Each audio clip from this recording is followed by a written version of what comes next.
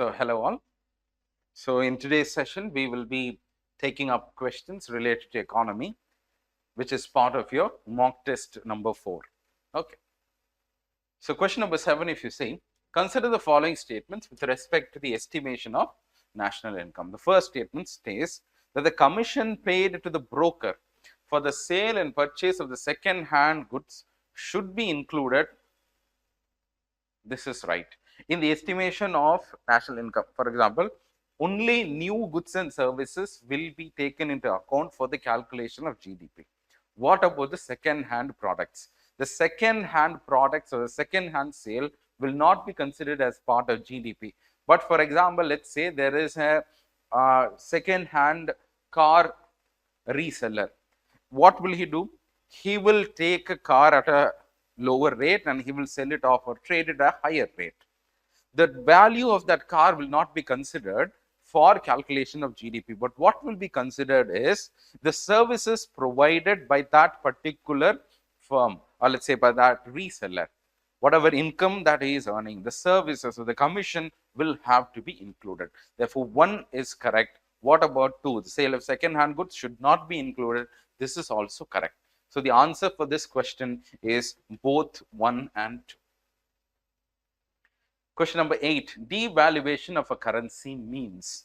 So, out of this 4, you have to choose a correct option, and the correct option will be option D. The reduction in the value of a currency against major international traded currencies under a fixed exchange rate. If it is happening in a fixed exchange rate, it is called as devaluation. If the reduction of the value happens in a flexible or a floating exchange rate, then that is called as depreciation. Clear? So, question number 8, the answer is D. Which of the following constitutes India's external debt? See, here when we talk about external debt, this is a debt that we see on the balance of payment. Balance of payments. What does it mean? You would have known by now the constituents of the balance of payment, what are part of the capital account of the balance of payment, and whatever India owes to the rest of the world, that is called as external debt. External commercial borrowings, of course, you can find it in the capital account of the balance of payment. It is a liability for the government, for the Indian economy. Okay. NRI deposits. What about NRI deposits? Should they be? Yes. Understand? You could have a doubt here, but this is correct. NRI deposit also forms a part of the external debt, which means this is a liability that the Indian economy has to give forward. Okay. So 2 is correct. Investments made by portfolio investors. Yes, this is also part of the external debt. Portfolio investors purchasing government securities. So government now owes to the rest of the world. All 1, 2, 3 and 4 are part of India's external debt. Clear? So question number 9, the answer is D. Foreign trade policy. Recently, we announced the foreign trade policy 2023. What are its objectives? Emphasis on re-engineering and automation. Yes. Promotion of exports from the district level. So this is the decentralized nature, or let's say looking at every district as an export hub rather than looking at the state or the national level. So we are going beyond subnational levels and creating a sense of export competitiveness right at the district levels. Clear? So that is what is one of the most important aspects of foreign trade policy. Allow the Indian e-commerce providers to access international markets. This is also one of the things. So earlier foreign trade policy, we didn't have anything regarding e-commerce. This had been added in this year. So what is incorrect here, if you could see in this 4 statements, to target $200 trillion by 2030. This is a deliberate play with the numbers so that you might be conscious of this number when you read through. After going through many questions, there might be a very easy number that is before your eyes, but you will fail to recognize that. And that's why we frame such questions deliberately. This is not to make a trivial data or to make you understand trivial data, but this is a very important data. 200 trillion is very huge. You should have known by now. Okay. So 2 trillion is our target. Okay. So 4, is incorrect. If you remove 4, you get the answer. 1, 2, and 3. You could have attempted this question. You could not say, for example, this is a very recently announced trade policy, so you might not have had the luxury, or you might not have skimmed through this particular foreign trade policy, but nevertheless, you can still attempt this question. 1, 2, and 3. Persons below the poverty line are classified as such on what basis? And they are whether they are entitled to a minimum prescribed food basket, okay, which is calorie basket. Okay, so calorie basis we assess poverty. So A is the correct option for question number 29. Question number 13, which of the following indicates a mechanism for providing credit? In which of the following credit is actually going to the government? 1, 2, 3, 4. Statutory liquidity ratio. Okay, statutory liquidity ratio. So under this, what happens? The banks have to maintain a ratio, right? 18.5, let's say. This ratio has to be maintained in the form of cash, gold, or government securities. Predominantly, it will be held in the form of government securities, and therefore, through the SLR, there is always a demand for government securities, and banks are always investing in that security, which means that money is rooted to the government. Okay, so question number 30, option is D. Question number 50, center's debt to GDP ratio has significantly increased. These kind of terms usually could go wrong, but you have to be very careful while reading this statement. After 2020, it has gone up significantly compared to previous decade. If you see, this is right. Go, if you have time, you can go and see the chart of economic survey, and also it is available in certain websites, government websites also. You can find that the debt levels of the central government were maintained like this, and suddenly after 2020 it has reached high. Okay, so this is therefore correct. 1 is correct. When debt to GDP increases, it substantially affects the FDI and FPI. This is wrong. There could be an effect, but whether debt to GDP ratio is an important driver of FDI, this is inconclusive, and this is not a fact that we see in countries. For example, if that be the case, then America, Japan, and other developed countries should not attract FDI, because they have a very high debt to GDP ratio than India, and therefore 2 is incorrect, 1 is correct. Question number 51, only members of the IMF can become members of the World Bank. This is a conditional statement, and this is right. The SDR is an accounting currency. Special drawing rights is an accounting currency developed by the World Bank. This is incorrect. It is IMF, and further clue that this will not be giving concessional loans to the developing countries. So this is also incorrect. So 1 is correct, 2 is incorrect. Question number 52, consider the following statement with regards to inflation. Inflation benefits the bondholder. Does it benefit? Who is a bondholder? He is a creditor. Creditor, will he gain? No. He is at a risk, and therefore 1 is incorrect. 2, wholesale inflation is used by policymakers for wage fixation, determining of the interest of.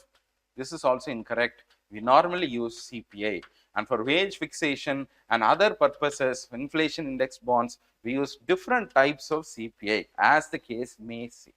Okay, therefore 1 is incorrect, 2 is also incorrect, neither 1 nor 2.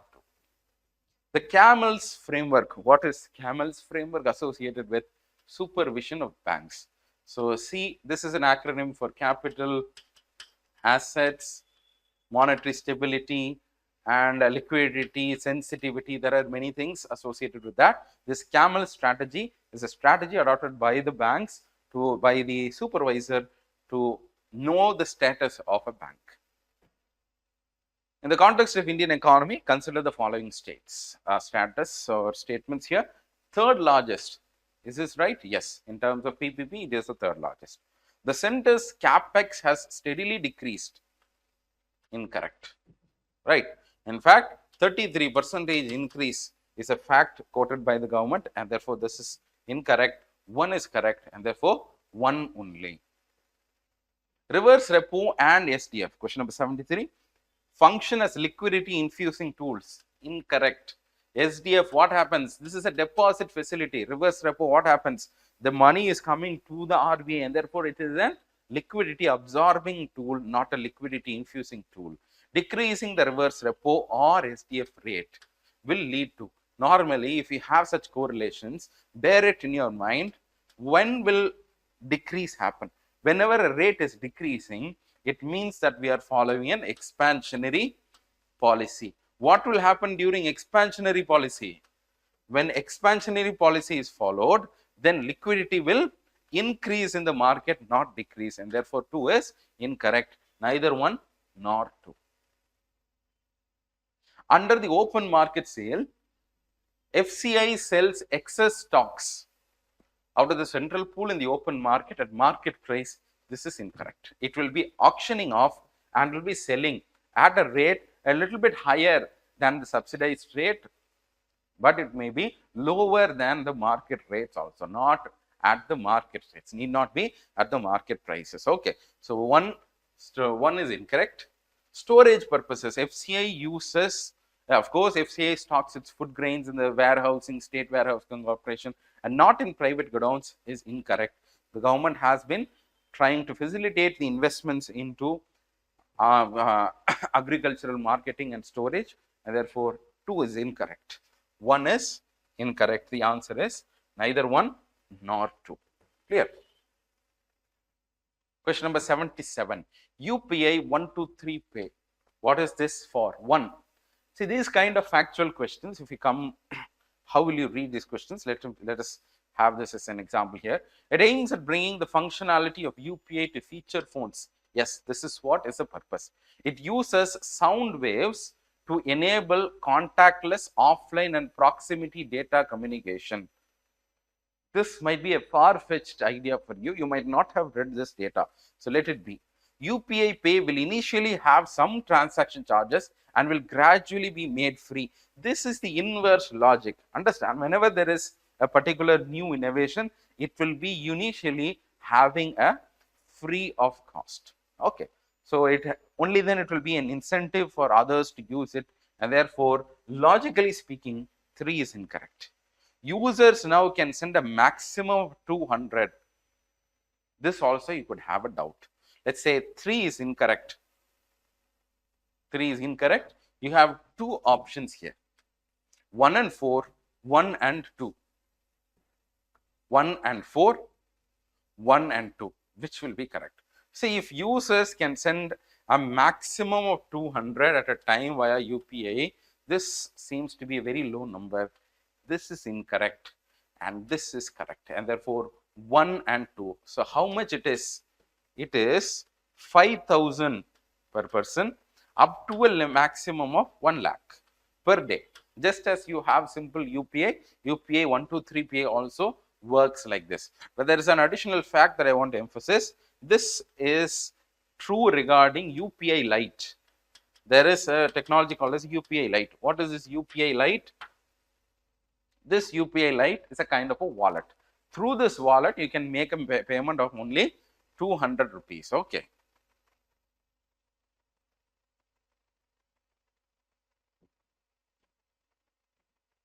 So, so the answer for this is 1 and 2. Which of the following are digital public infrastructures? 1, 2, 3, 4, 5. All of them are. Okay. So 1, 2, 3, 4, 5. Bhashini, Open OCEN, account aggregator, everything is a digital public infrastructure. Top 5. Which are not the top 5 sources of India? You have to know what is not a possibility. China, you remove China. Because we don't allow, understand, we have been barring China from entering into India, especially after 2020. And therefore, remove China. You will get at a 50-50 chance. Remove China. Now you have to find 6 is there, 7. Either 6 should be there or 7 should be there. Either 3 should be there or 3 should be there. Okay. Now see 3. Singapore, definitely. USA, have you read about Mauritius? Mauritius should definitely be there. So 1, 2 should be there, 6 should be there. Switzerland should also be there. What is the possibility of eliminating Japan is? So 1, 2, 6, 7, where is it? It is in, okay, World Trade Organization. India is a founding member of WTO. Yes, in 1994, India was a founding member. Major decisions are taken by the majority of votes and on the basis of quota assigned to each country. This is incorrect. This is on the basis of IMF. This is to be on the basis of other organizations, not WTO, because WTO is purely on a consensus based. Every country has to agree. Therefore, 2 is incorrect. Only 1 is correct. 85. Which of the actions can reduce the deficit? In order to reduce the deficit, you should lower the expenditure, increase the income. How can you do? Subsidies, lowering the expenditures. This can increase incomes. Introduction of new cess, yes, increases the income. Disinvestment, yes, it can. So 1, 2, 3, 4, all of these are ways in which we can reduce. Okay, so that's all for economy related questions. We'll have other questions for discussion. Thank you. Hello all, welcome to the mock test 4 discussion.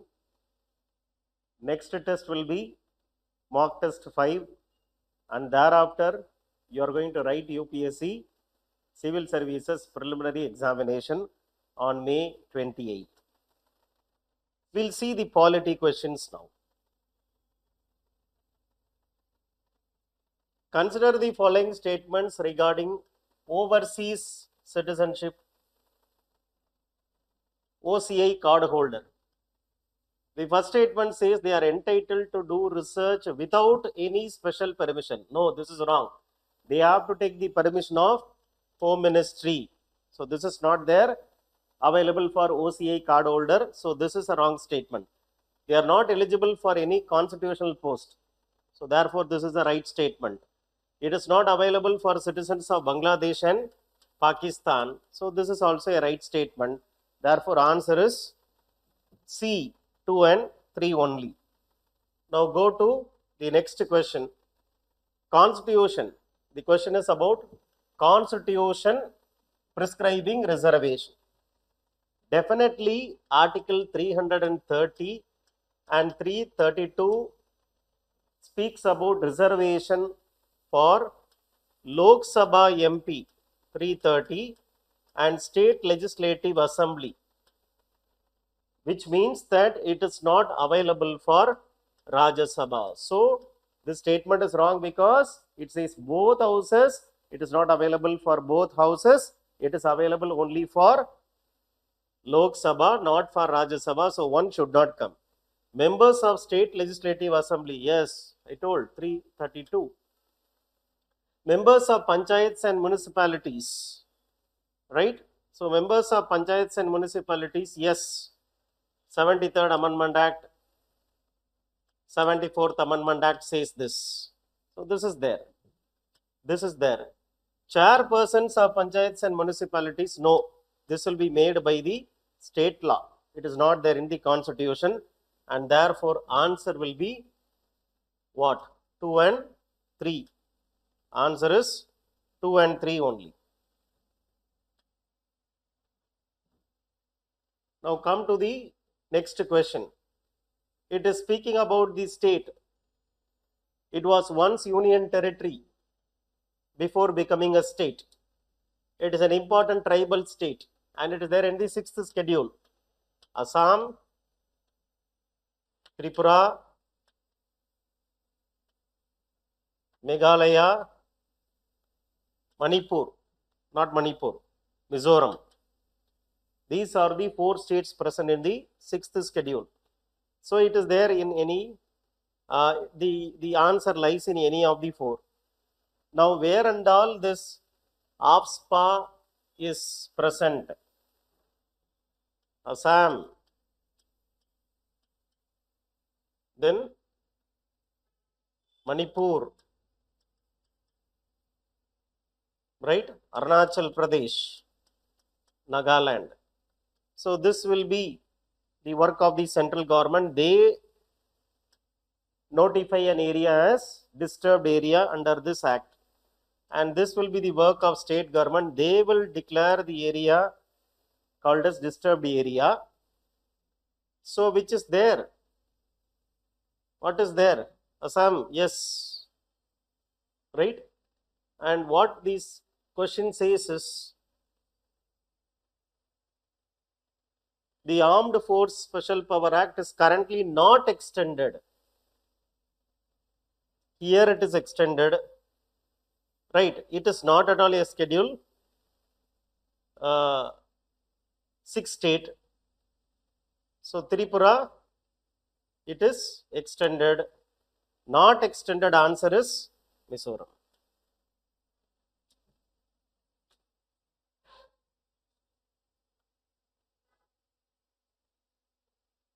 Go to the next question. Council of Ministers, minimum and maximum, yes. Minimum how many? Not more than 15% of the, maximum how much? Not more than 15% of the lower house. Maximum not more than 15% of the lower house. Minimum, yes, 12 including Chief Minister. So this is very clearly given in Article 164, Clause 1A. 164, Clause 1A. So this statement is a right statement. Advice tendered by the ministers shall not be inquired into any court is a right answer because of Article 163, Clause 3.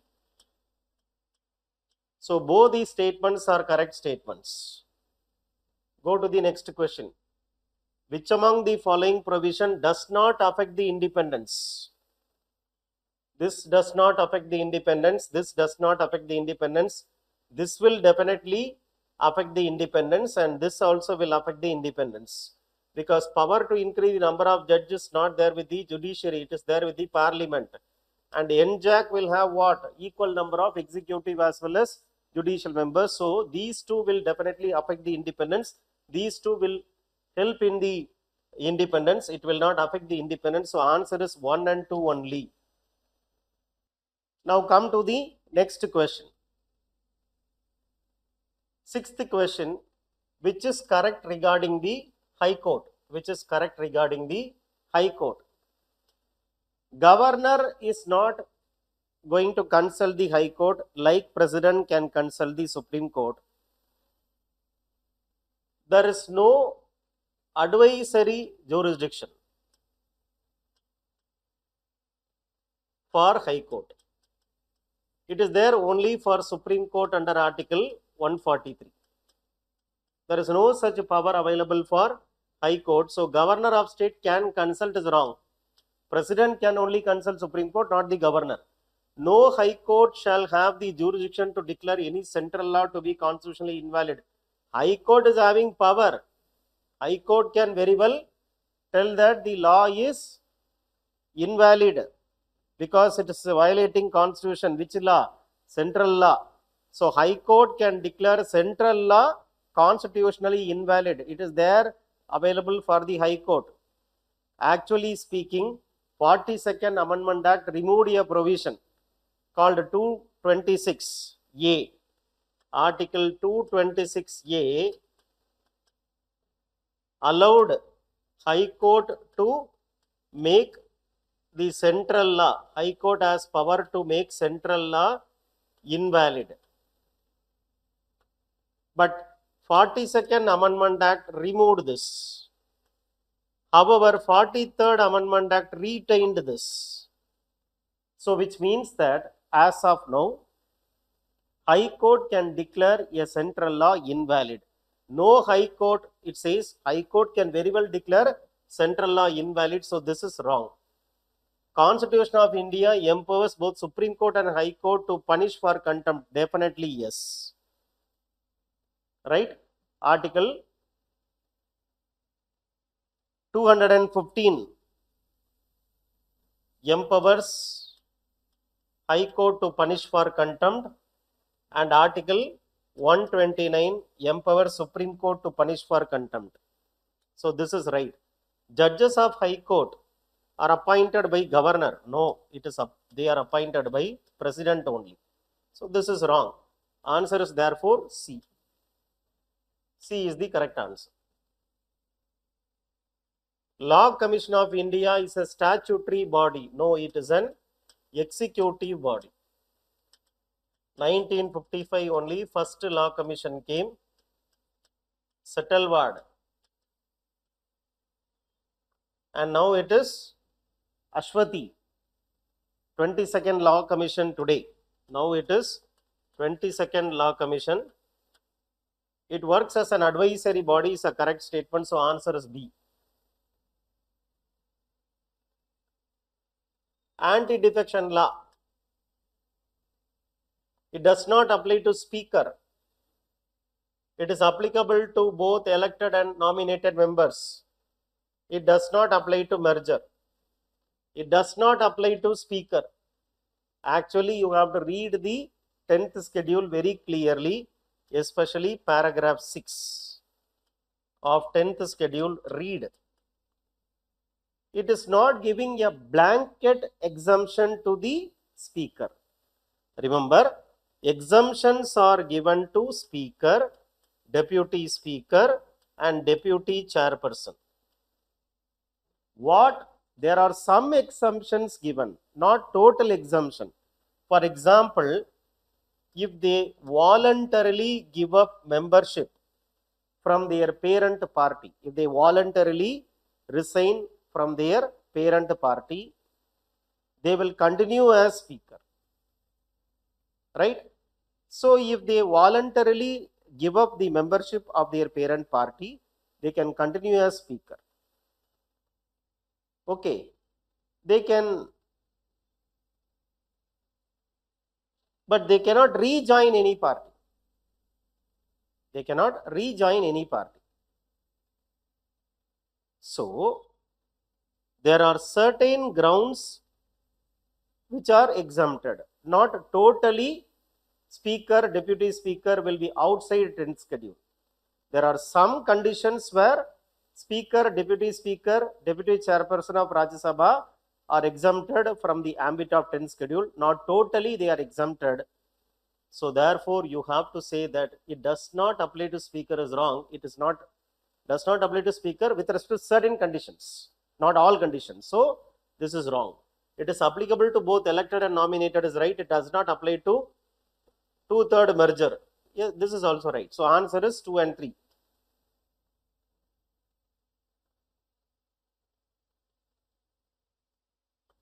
The governor cannot pardon death sentence even if it was prescribed under state law. Yes.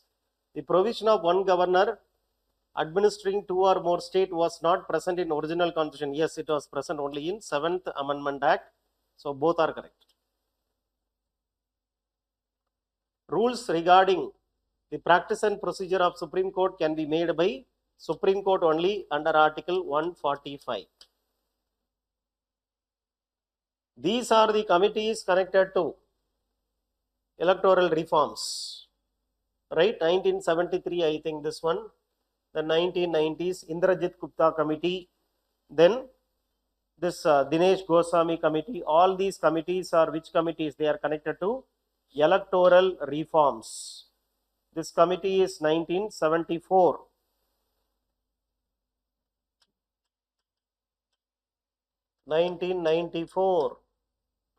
Dinesh Goswami Committee, 1990, 1993, this one.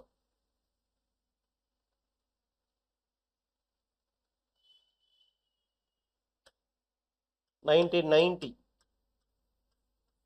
Even Indrajit Gupta Committee can be added.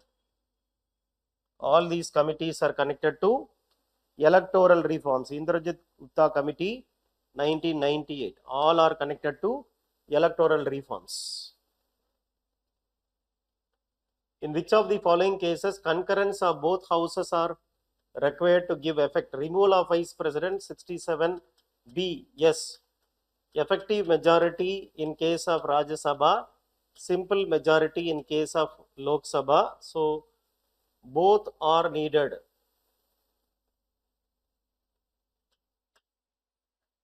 Removal of CAG 148 article. It is like Supreme Court. Yes. Approval of national emergency. Yes. Article 352. So all the three are correct statements with respect to this. 1, 2, 3. 352 class 4 says this statement is right.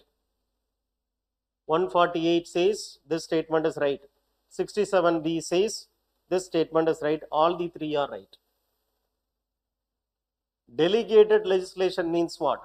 Legislature is granting executive authority to enact law. That is what is called as delegated legislation. This is not delegated legislation. This is not delegated legislation. This appropriately reflects the concept of delegated legislation. PIL not mentioned in the constitution, filed only by citizen, filed in High Court or Supreme Court. So all these statements are correct statements with respect to public interest litigation. Doctrine of harmonious construction. Interpreting the constitution in such a way that it resolves any repugnancy means inconsistency. And this was basically a doctrine applied by the Supreme Court in Re-Kerala Education Bill case 1959. In Re-Kerala Education Bill case 1959, when there was a conflict between fundamental rights and DPSP, the court was using this concept of harmonious construction. Both has to be balanced. Both may appear as if they are inconsistent, but they have to be balanced. They have to be given equal weightage. That is what is called as harmonious construction. This is what does not die permanently means doctrine of pith and substance. Doctrine of eclipse. This means doctrine of eclipse. Right? In which case? Bikaji, Narain case. Okay. What cannot be done directly cannot be done indirectly. This is doctrine of colorable legislation. Colorable legislation. This is doctrine of what? Ancillary powers or incidental powers. It is given in the statement itself. So the appropriate answer is A.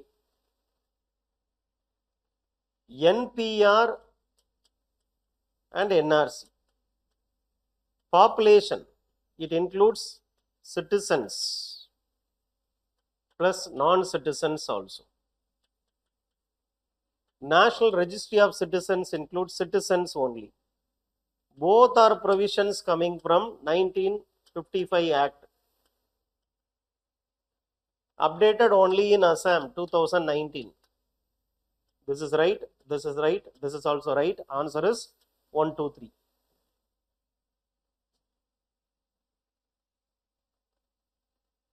Union territory, representation of Union territory in Lok Sabha will be decided by Parliament according to Article 81. Parliament will decide that. Article 81. Parliament will decide that. Right? Next question is what? Next question is about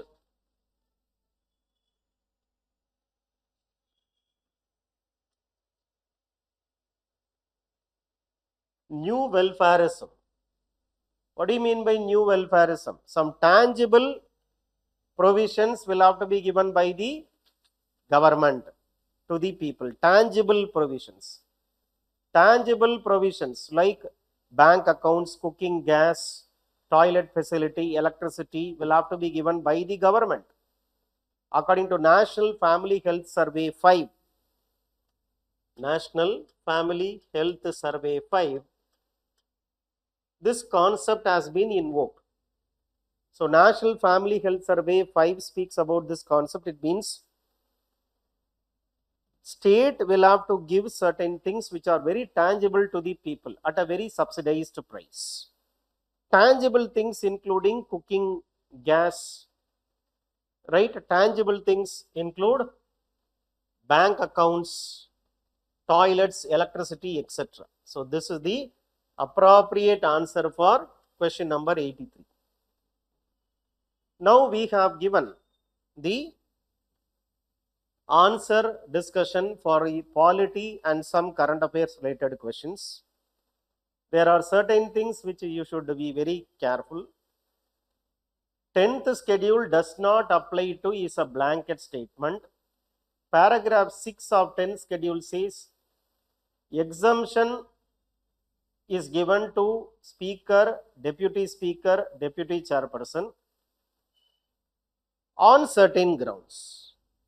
So for exemptions condition apply. Understood?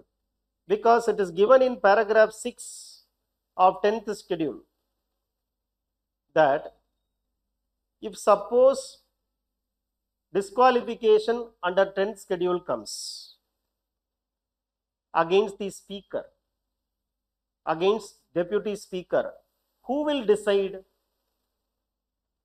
Somebody who is elected by the house will decide, which means disqualification under anti-defection law will apply to speaker, deputy chairperson or not? Because I am telling you that paragraph 6 says if disqualification for speaker, deputy chairperson comes, who will decide? Somebody who is elected by the house will decide, they are telling. Which means that disqualification under defection law, anti-defection law will apply to them, speaker, and deputy chairman of Rajya Sabha. But there are certain things, certain grounds on which a disqualification does not come. Like voluntarily giving up. If suppose a normal MP is voluntarily giving up his membership of his party, he will stand disqualified under defection. But speaker will not. Deputy speaker will not. Deputy chairperson will not. Why chairperson will not come to this issue at all? Because chairperson of Rajya Sabha is not a member of the Rajya Sabha itself. Deputy chairperson is a member of Rajya Sabha, which is why anti-defection law comes under, anti-defection law can be applied against a deputy speaker also. So these are certain areas where we would have made a very superficial reading of anti-defection law. We would have crossed this 10th schedule, telling that I know that, but if you go to deep reading, you'll find this. These are some of the areas which normally people will miss out, which is why we are putting question on these areas. So otherwise the questions are relatively easy, and do well, revise the previous year question papers of UPSC. I have told in the earlier test also, 10 years to 15 years of question paper of UPSC past year will have to be revised thoroughly, because definitely 2-3 questions will directly come. Okay, and revising our test series questions also will definitely help you in elimination of the choices. And if you do this, revising our question paper and revising UPSC question paper for the last 15 years, I think that will give much more benefit in the prelims examination, which you are going to write on May 28, 2023. All the very best. Thank you. Okay, so very good evening, friends. So let us get into the discussion for mock test 3, environment and science and technology questions. So let's first jump into environment questions. Question number 15. It is about UN Framework Convention on Climate Change. It talks about the topic of health being discussed in UNFCCC negotiations or not. Even though climate change and health are very closely associated, because climate change leads to weather-related and climate-related extremes, which in turn has an impact on the health. In addition to that, the second statement, you must be very well aware that with the increase in the heat, the high latitudes are warming, which is becoming a home to vectors like mosquitoes. So second statement is correct.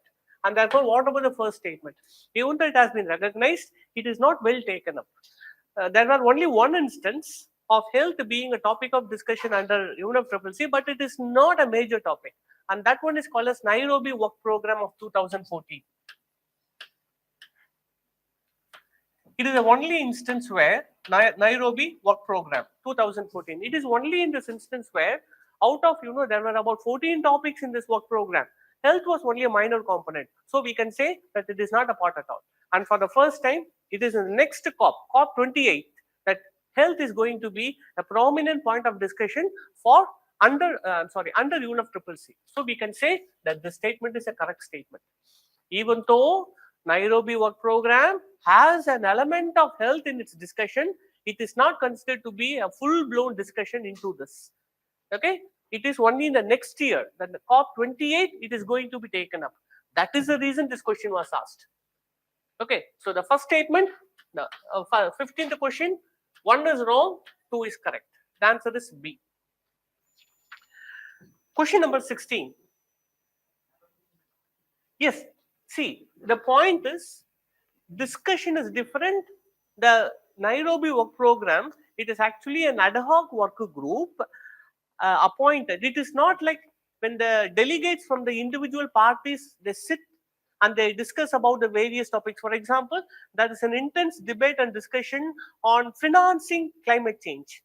No, that is called as discussion. This is a kind of a closed working group where they function on 14 topics. It is not to be considered as UNFCCC negotiation or discussion. Right. That is the reason I included this point, even though they have taken up. But it is not considered to be UNFCCC discussion. It is only a subject matter of a work group. It's never been discussed. Adana told, it has never been discussed. I'm sorry. Oh, it has never been discussed. I'm sorry. So this is a correct statement. So the answer is, I'm sorry, the answer is both 1 and 2. Yes, what you're saying is correct. It has never been discussed. So the answer is both 1 and 2. Yes. Sorry, I got blown away. The questions you asked and the explanation I gave, I got blown away. Okay, good. So let's move to the question number 2. The preparedness and resilience for emerging threat. This initiative is actually an outcome of World Health Organization's convened meeting in Hague in the year 2023. Because the COVID-19 has taught us important lessons on how to manage the emerging threats. And in context to that, this was held. The preparedness and resilience for emerging threat is in fact an initiative of World Health Organization. And the spread summit was held in 2023 in Hague. So for this question number 16, the answer is C. Let us move to question number 17 about environment impact assessment, EIA. So EIA, you should have known that it derives its power from EPA 1986.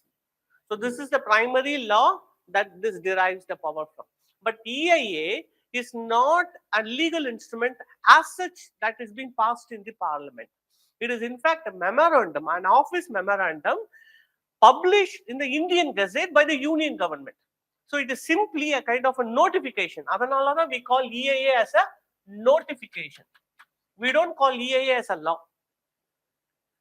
Now, once I say this idea, you would have known easily that it is not the prerogative of the parliament. It is upon the liberty of the executive to bring the necessary changes. In fact, there have been 110 changes made by the government without the involvement of the parliament since 2006.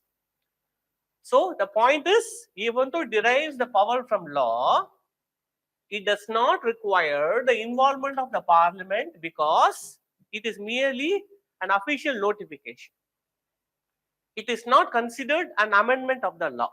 So first one shall be done only by the president. This is wrong. So when one is wrong, this gets eliminated. Now the National Green Tribunal is a primary body to adjudicate. You must have known that National Green Tribunal is been constituted in 2010 to fast track certain environmental litigations. And in that National Green Tribunal Act 2010, they have given a list of 7 laws upon which they have a primary jurisdiction. And one of the law is EPA 1986. The other prominent law, if you ask me, Forest Act. Forest Conservation Act 1980, Water Act 1974. There are some other acts. So, National Green Tribunal is a primary body. So, EIA notification draws its power from EIA, and EIA, for EIA, the primary body to adjudicate any litigation is National Green Tribunal. So, that one is correct. So, 2 is correct, and therefore this can be eliminated. The last one, in EIA process, you would have known about an important element called as public hearing. Who convened the public hearing? It is not MLA or MP. It is the district magistrate, the district collector, or the commissioner. It is they who convene the meeting. It is not the MLAs or MPs. The elected representatives don't take part in this. Even though there may be an audience to the public hearing, it is not within their prerogative to convene that. So, the third one is wrong. The correct answer is 2-1. Question number 54.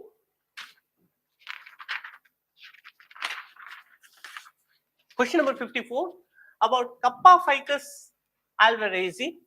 This is in fact had its origin from Indonesia. The species had its origin from Indonesia.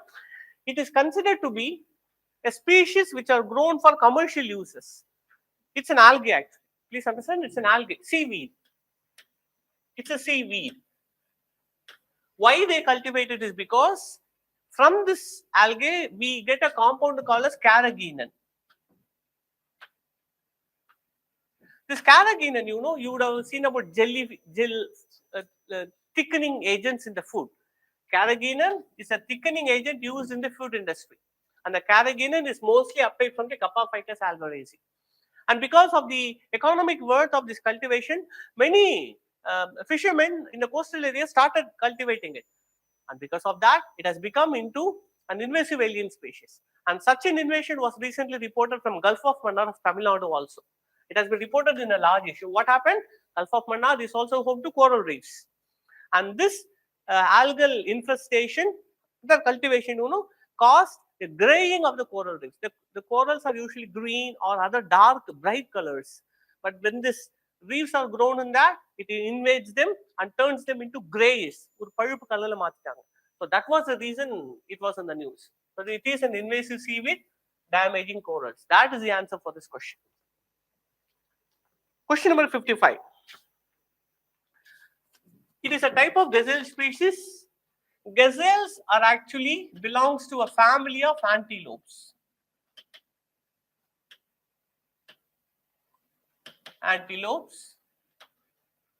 And antelopes with the basic characteristics என்னன்னா மான் போல ஓடுறேன்னு தமிழ்ல சொல்லுவாங்க. So the point is, gazelles are usually known for their fast running ability. They are known to be fast and quick runners. They have a reddish buff summer coat with smooth glossy fur. In winter, their coat becomes lighter. It goes like this, okay? The Bishnoi, that is the most important point. The most important point is it is a sacred animal for Bishnoi, and it is a gazelle. Now, among them, Bishnoi community, it is only 2 species which are considered to be sacred, Chinkara and blackbuck. You should have known Bishnoi community belongs to which state? Rajasthan. Sangai actually is from Manipur. So eliminate this. You are left with only 3. Nilgai is dark colored fur. It has a dark colored fur, not with reddish fur. So therefore, Nilgai is also eliminated. Now we are left with the 2 options, Chinkara and blackbuck. And actually, blackbuck does not have the features given here. It is actually Chinkara. Why this question was asked is because for the African cheetah reintroduction project, it is not only important to relocate the predators, it's also important to do the assessment of prey population. And for the African cheetah that was relocated, the major important prey that was considered was Chinkara. And without the prey population, they would not survive. And that's the reason that this question was asked. So, question number 55, the answer is B. Question number 56.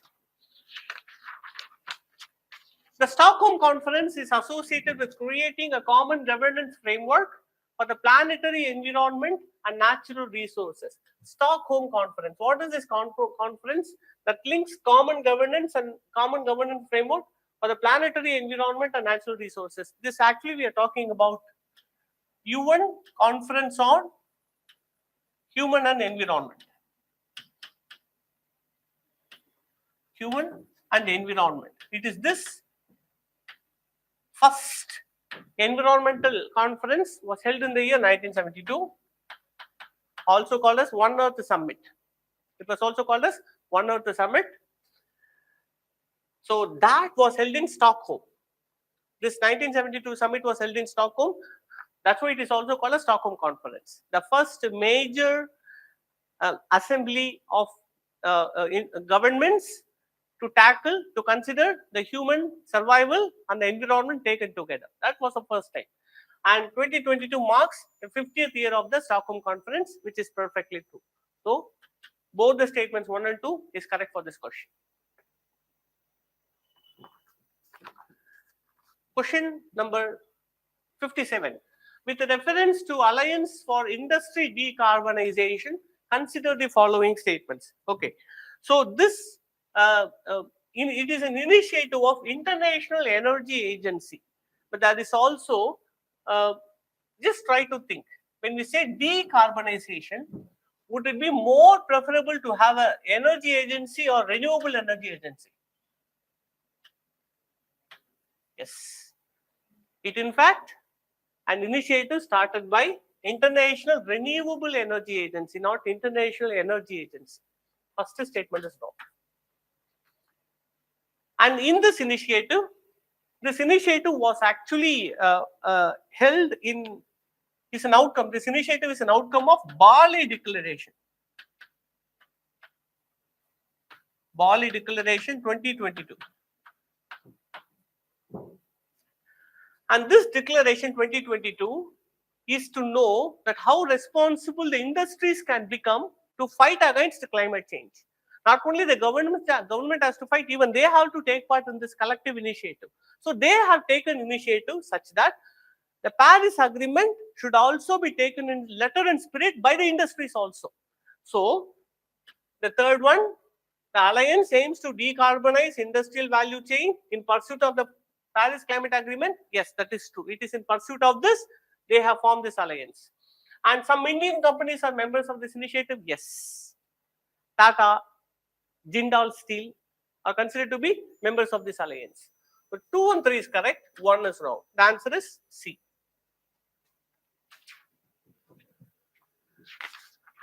Question number 65. High Ambition Coalition for Nature and People. High Ambition Coalition for Nature and People, it is an initiative started in 2019 by the 3 countries of Costa Rica, France and Britain. So this High Ambition Coalition for Nature and People have made an important goal called as 30-30, 30 into 30. So this goal is associated with High Ambition Coalition for Nature and People. And what is it about? It aims to protect at least 30% of the world's land and oceans by 2030. Perfectly correct. India is not a member of this group. Yes, it was not an original member, but it became a member in 2021. But this one is correct. It is not legally binding, correct. It is not a legally binding alliance, but India is not a member, that is wrong. So therefore the statement is wrong. The correct answer is A, 1 only. Let's move to question number 66. About biomass pellets, consider the following statements. Biomass pellets. See, for example, whenever we use the biomass, there is always a problem of pollution associated with the burning of the biomass. Like burning of wood will cause pollution. So what they try to do is, rather than burning the biomass directly, they want to convert it into pellets for transportation convenience, but also to reduce the pollution arising from them. So biomass directly irrigirudhukku badil, they want to convert it first into pellets. In that way, biomass pellets are basically into 2 types: torrefied and non-torrefied pellets. Torrefied non-torrefied pellets.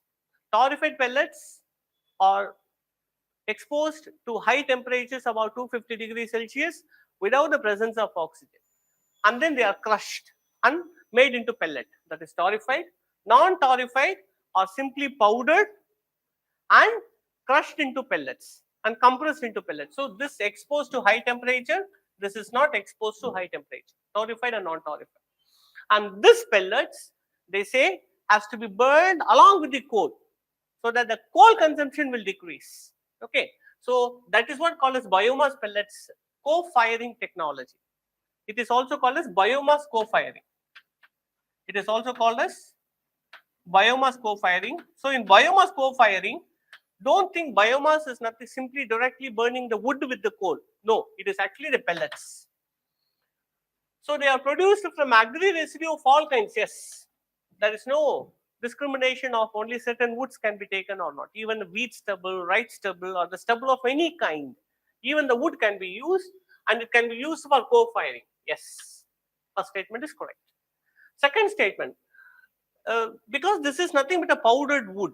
If you ever seen any sawdust industry, when you go near, the sawdust will be all flying in the air. Even if a spark is there, it can easily catch fire. So the sawdust storage is always associated with explosive risks. Not only that, the sawdust also undergoes rapid chemical changes because it's so small, right? It is also associated with emission of carbon monoxide. Both is correct. So the sawdust storage, this powdered biomass, right? It has two risks. One, explosion. Second, carbon monoxide releases. This is correct. Third one, the calorific value of biomass pellets is higher than that of coal. Just use a simple logic. You think coal should be lesser than the biomass pellets? It is not. In fact, coal has 27 kilocalories, but this has only about 16 kilocalories. So the third one is wrong. The correct answer is 2 and 3. I'm sorry, 1 and 2.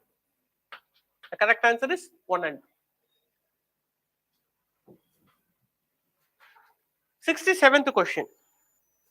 Which among the following may be the possible implications if global average temperature increased by 2 degrees? Intergovernmental panel change has notified that if the global temperature rises beyond a certain limit, the changes will be permanent and irreversible. That's why Paris Agreement has kept 2 degrees Celsius limitation as the collective goal, right? So what happens if we cross that 2 degrees Celsius? What happens? We are giving that. You can easily associate. It may be reduced yield in sometimes and increased yield in some other crops, right? Decreases labor productivity of humans. Yes, it also decreases labor productivity of humans because human livelihood and human economic productivity is closely associated with the weather of the place. So this also is true. Third, spread of vector-borne diseases, I already said, correct. Loss of genetic diversity is also true. But what about earthquakes? Earthquakes has nothing to do with climate change. Earthquakes has to do with the tectonic plate movements. And tectonic plate movements is not affected by the climate change of any sort. So this is wrong. So 5 wrong up the number there. But all the other 4 comes right. So the answer is B. 1, 2, 3, and 4. If you see, there are certain important things that will happen. For example, this is something must. This is must. And this is must. Okay. But you should be very careful not to choose with this. This is actually a trap laid. You also have to consider that it also results in decreased productivity of humans also. So the answer for this question is actually not 1, 3, and 4 as you might have guessed. The answer is actually 1, 2, 3, and 4. Let's move to next question. Question number 92. About drinking water specifications by Bureau of Indian Standards. The pH value of the drinking water shall not be above 70 under any circumstances. No, it's not true. It's not true. For example, the drinking water that is considered to be one of the purest form is rainwater. Rainwater, in fact, has a pH lesser than 7. So it's not like shall not be above 7 அப்படி கிடையாது. In fact, pH is the range என்னன்னா 6.5 to 8.5 pH. This is a permissible limit for pH under the water quality standards. So this is wrong. We cannot give an umbrella designation that it cannot go beyond 7. That is wrong. So 1 is wrong. Second, presence of chlorides is allowed up to a specified limit. Yes, because chlorides is commonly used for water treatment plants. It becomes an inherent part of the drinking water also, but within a limit. True. This is correct. E. coli bacteria should be present. What is this? A bacteria should be present. In fact, E. coli is in fact indicator of fecal contamination. If there is E. coli present in the drinking water, it means it's contaminated by fecal sludge somewhere. They don't want that. So this is wrong. This is wrong. It is not an indication. So 3 is wrong. Let's see about the fourth one. It did not provide any specific standards about the total dissolved solids, TDS. Tamil sollanona kalangana thanni. If there are dissolved particles suspended in the water, it doesn't give an aesthetic quality for the drinking water. Kalangana madri irukum. That is not in fact allowed. TDS is allowed only 500. The limit allowed by Bureau of Indian Standards for the TDS is only 500. So this is also wrong. So the correct answer has to be the combination of 1 and 2 only. See. I'm sorry. Yes, first one is also, yes. 2 only. B. 2 only is answer for this question. Let's move to the question number 93. About Intergovernmental Panel on Climate Change. Consider the following statements. Okay, 3 statements are given.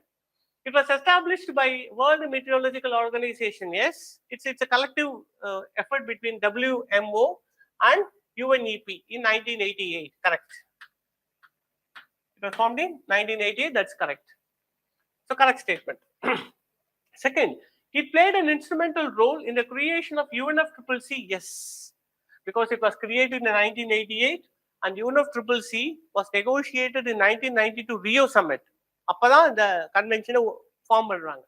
But in that, they required a lot of scientific inputs to arrive at what is climate change and to give scientific and technological inputs to this political negotiation. See, UNFCCC is a political conference, but climate change is a scientific problem. So for the scientific aspect of this problem, it always been supported by the efforts of IPCC. So IPCC has played an instrumental role in the UNFCCC formulation. Very correct. Yes. Third one, IPCC on the request of national governments can make binding treaties to combat. No. They can only give advisories. IPCCs are known to give advisories on demand. They cannot give something called as binding treaties because they are not formed as a legal instrument. It was formed only as a scientific institution in 1988. Okay, it does not carry any legal force within it. When they don't have a legal force within it, how can they make a binding treaties at all? So that is wrong. So here 1 is correct, 2 is correct. 1 and 2, A is a right answer for this question. 94th question. National Chambal Sanctuary is located along the river Chambal. In this context, which of the following statement is correct regarding the sanctuary? This is a sanctuary located along the Chambal River. So we call it as a Chambal Sanctuary. It is a main area for the species reintroduction program of Gharial. Yes. Gharial, please know, it is a critically endangered species. It is a Schedule 1 as well as critically endangered species. There is another important interesting point about Chambal. Chambal, in fact, is the place where the highest concentration of gharials are found. Gharials are highly, the most number of gharials, wild gharials, not captive gharials. Wild gharials, the most number are found in Chambal Sanctuary, which is located along the bank of Chambal. And where is it located? Rajasthan, correct, but not Haryana. Rajasthan, UP, and Madhya Pradesh. This Chambal Sanctuary is actually along the confluence of these 3 states: Rajasthan, Uttar Pradesh, and Madhya Pradesh. So this is wrong. B statement, let's see. It has been declared a Ramsar site under Ramsar Convention recently. It was proposed, not declared. So that is also wrong. The last, it has the biggest surviving population of the GIB. No. GIB or the biggest population எங்க இருக்கு? ராஜஸ்தான்ல இருக்கு. It is in Rajasthan. And the second most in Gujarat. It has nothing to do with GIB. So that is also wrong. The correct answer is 1.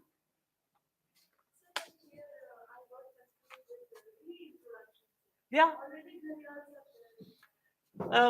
See, it is a main, we need to understand. When we say reintroduction, there are two things. One is a destination, and other is a source. It is a source. It is from here the gharials are taken. Yes, because you asked, I remember another point. It is also home to Gangetic dolphins. Reintroduction, we need gharials to be sourced from one point to be taken to another point, right? This is a source because it has the most number of gharials, right? Okay. Question number 95 about nanoparticles. Other than those made by the humans, means artificially made, nanoparticles do not exist in nature. Very wrong. In fact, virus itself is a nanoparticle. Volcanic eruption creates nanoparticles, right? So that is wrong. So nanoparticles can occur in both nature as well as man-made. So 1 is wrong. Eliminate all this. We have 3 and 2 and 3. Okay. Just see whether 2 is correct or not. Then the whole job is done. Nanoparticles of some metallic oxides are used in the manufacture of some cosmetics. Usually, okay, in the sum vandadana, because we cannot draw a line where இதை தாண்டி நான் வர மாட்டேன் இதை தாண்டி நீ வரக்கூடாதுன்ற மாதிரிலாம் சயின்ஸ்ல சொல்ல முடியாது. There are always exclusions as well as inclusions. நான் என்ன உங்களுக்கு ஸ்ட்ராட்டஜி சொல்லுவேன்னா, ஒருவேளை if possible that the number of questions you attempted is very less, you want to push a little more, இந்த மாதிரி கொஸ்டின்ஸ்ல சம் வந்ததுன்னா it has to be a correct statement. Okay, see, remember, this is a shortcut. I would like to tell you, don't use it very often, but use it as a shortcut. This is in fact a correct statement. For example, zinc oxide, it's a metallic oxide. Titanium oxide, okay, it is commonly used in cosmetic cream. Sunscreen na solren theriyuma, it usually contains these two, zinc oxide and titanium oxide nanoparticles. So second is correct, and therefore the correct answer is 2 and 3. We are talking nano pollution, right? Because the reason is because nanomaterials are capable of biomagnification. Nanomaterials can accumulate in the body. It is also capable of biomagnification as well, and therefore this is also correct. The correct answer is 2 and 3. Okay, let's move to next area. Question number 18. Question number 18. Regulation of genome editing in India. Genome editing in India is regulated under the Environmental Protection Act 1986. You must have come across, in your preparation, you must have come across a rule called as Rules 1989. You heard about that? Rules 1989. If I add a little more, you will understand it. Rules 1989 on biosafety. It is this rule which gives the powers for the government to establish genetic engineering appraisal committee, institutional biosafety committee. These two committees actually are formed based on these rules, Rules 1989. You also would have been aware already, rules actually comes its existence, draws its existence from a law. Enna law na? EPA 1986. Okay, now this is like ஒரு mesh மாதிரி இருக்கும். நான் இதை சொல்லிடுறேன், கடைசியில் you'll get a picture. So EPA 1986, it is using the powers of the EPA 1986. The rules 1989 on biosafety was formulated by the government. Now this rules 1989 is responsible for the formation of genetic engineering appraisal committee, and it is a genetic engineering appraisal committee that regulates genome editing, and therefore genome editing in India is regulated under EPA 1986. Correct. It's a correct statement. Second, Genetic Engineering Appraisal Committee, which regulates genome editing in India, has the power to take punitive action in case of violation of rules. Yes, yes, they can allow the release of genetically engineered crops or organisms. They also have the power to revoke such notifications and curtail the release into the environment. Okay, so this is also correct. Yes, GEAC has the power to take punitive actions. For example, a company would have done years and years of research to make a GM crop. Genome editing பண்ணி ஒரு crop பண்ணிருப்பாங்க. If the GEAC feels that it may be a threat to biosafety, they will simply say you cannot release. This is a punitive action, right? So this is correct. Third one. So 2 is a correct statement. Third one. There is a prohibition in India on germline gene editing for commercial purposes. So germline gene editing, yes, it is very true. ICMR, let us be very clear.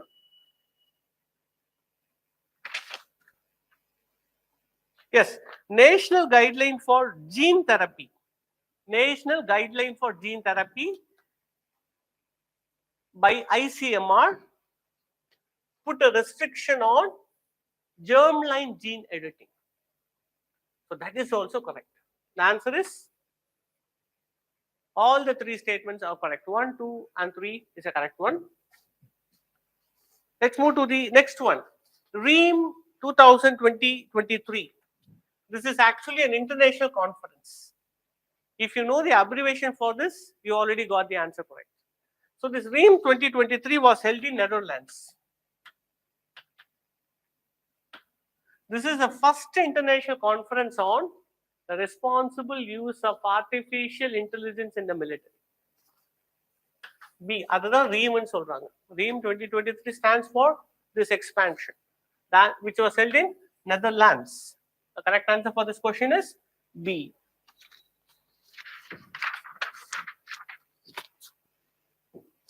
Question number 20 about Glasgow financial assistance for net zero. This financial assistance for net zero, it is a global coalition of governments and NGOs. Wrong. Pay attention to the name of this initiative, Global Financial Assistance. So this is a global collaboration of financial institutions to support the funding of those initiatives and projects involved with net zero economy. Any such projects that are aiming towards a net zero economy requires funding and assistance. That has to be provided by the financial institutions. So to provide a better access to these funds and money, they formed an international coalition called as Glasgow Financial Assistance for Net Zero. It is not a global coalition of governments. It is in fact coalition of financial institutions across the world, which India is also a part of.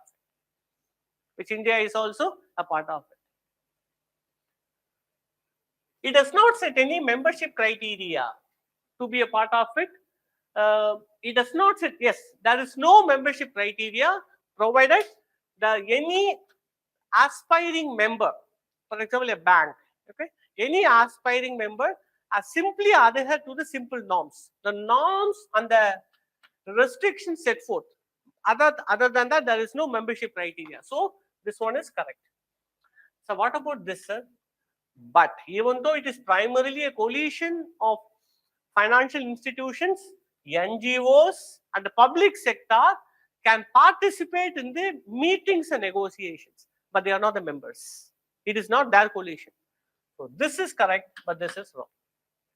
The answer is 2 only. Question number 21.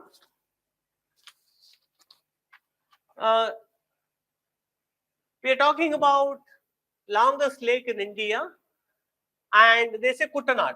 Then immediately you have to zero in on Kerala. Kuttanad rice cultivation, right? Which is known for brackish water rice cultivation. Rice cultivation where it is a form of mixed farming. And rice water cultivate panna matanga, fish koda irukkum. Mixed farming. It's a type of mixed farming naturally practiced in our country. So that's what Kuttanad is known for. Kuttanadu Kerala அப்படிங்கும்போது ஒரு option நீங்க eliminate பண்ணிடணும் கொல்லேரு, because கொல்லேரு is in Andhra Pradesh, so eliminate that, but all the other three is in Kerala. இப்போ எப்படி zoom in பண்ணலாம் அப்படின்னா other points may not be very similar. Sometimes remember Pamba and Periyar rivers, do not associate the pilgrimage that the people take every year to Ayyappa Swami temple. Sastana Kota நினைக்காதீங்க, தப்பு. பம்பாவையும் சாஸ்தான் கோட்டையும் link பண்ணிட்டீங்கன்னா wrong. It is not. We are actually also coming to only last two. The last two ல முக்கியமான clue என்னன்னா longest lake. No, what is the longest lake in India? Vembanad Lake. And Ashtamudi Lake is the second longest. In fact, there is another point. The Vembanad Lake is in fact the second largest Ramsar website in India, next to Sundarbans. Sundarbans is the largest wetland, Ramsar wetland in India, and the next to most is Sundarbans in West Bengal, right? So இதுதான் பாத்தீங்கன்னா next to most, second biggest Ramsar site in India is Vembanad Lake of Kerala. So for 21st question, the answer is B. Question number 38. Okay, 38. Academy Awards. Okay. Academy Awards are for artistic and technical merit of the film industry. Yes. They are presented annually. Yes. It is given every year by the Academy of Motion Picture Arts and Sciences. Yes. By voting. Ellame correct. A.R. Rahman became the first Indian to win an Academy Award? No. Banu Attaiya in 1982.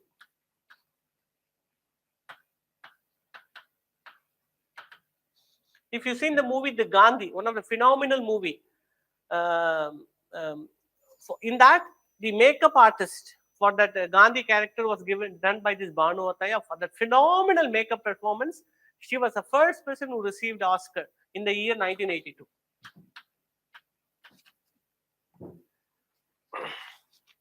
So this is wrong. 1 and 2 is correct. Yeah, 1 and 2 is a correct answer. Question number 39.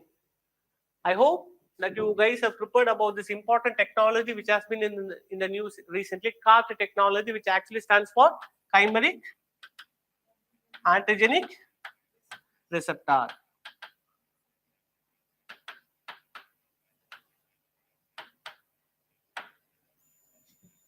T means T cells. When we say T cells, particularly T cytotoxic cells, is involved in this method. And you would have known T cells are two types: T helper cells, and the second is T cytotoxic cells. இதுல இந்த டெக்னாலஜில எதை genetic engineer பண்றாங்கன்னா T cytotoxic cells are used. Why? It's because T cytotoxic cells are directly involved in cancer cells. But the problem is, in some people, when they get the cancer, the T cell may not work that adequately, and therefore cancer progresses very slowly. If they want to treat, they say better why to take so much of chemotherapy which hurts their body, which gives a lot of side effects. They think we naturally have the immune system. We all already have T cytotoxic cells. Let's take the T cytotoxic cells, genetically engineer them, prime them with the superpower, then send them back and let them do the work. And that therapy is what called as CAR therapy. So it involves T cytotoxic cells, which genetically engineer them, taken from the patient himself. Patientல இருக்கிற T cytotoxic எடுத்து அதை genetic engineer பண்ணி priming ன்னு சொல்லுவாங்க. It's called as priming. Priming பண்ணி they will put it back into the patient body again, hoping that it will kill the cancer better. So, but usually the CAR therapy is most ideal to be for treating blood-related cancer, which is leukemia and lymphoma. It is not ideal for all cancer types. It is most ideal for blood-related. ஏன்னா blood-related, we already know the origin of the blood, bone marrow. We can easily take the bone marrow, do all the modification, bring it back. But மற்ற கேன்சருக்கு அந்த மாதிரி ஈஸியா பண்ண முடியாது, because know one thing, all the blood-related disorder start from bone marrow. அப்ப அது அந்த சேஞ்ச் பண்ணும்போது we can easily deal with it. அதனால தான் காட்டு therapy is more suitable for blood related cancer. இதுவும் blood related cancer தான். leukemia is a blood cancer, lymphoma is another blood cancer. So this is correct, this is also correct. Both 1 and 2 is the right answer. Let's see the next question. Geographical indication tag, GI tag. We knew that intellectual property can never be permanently owned by an individual when granted by the government. It is always time limited rights. It's called as time limited rights. For patent, what is the time limitation? 20 years. What about for GI? You may think, sir, patent is owned by individuals, but GI tag is owned by the community. You know that GI is not owned by any single individual. It belongs to the whole community. For example, when we say Kanjipuram silk, any person who makes silk within that area can use the GI tag. It is owned by the community. If it is owned by the community, how can you put the time limit? Of course, it is time limited, 10 years.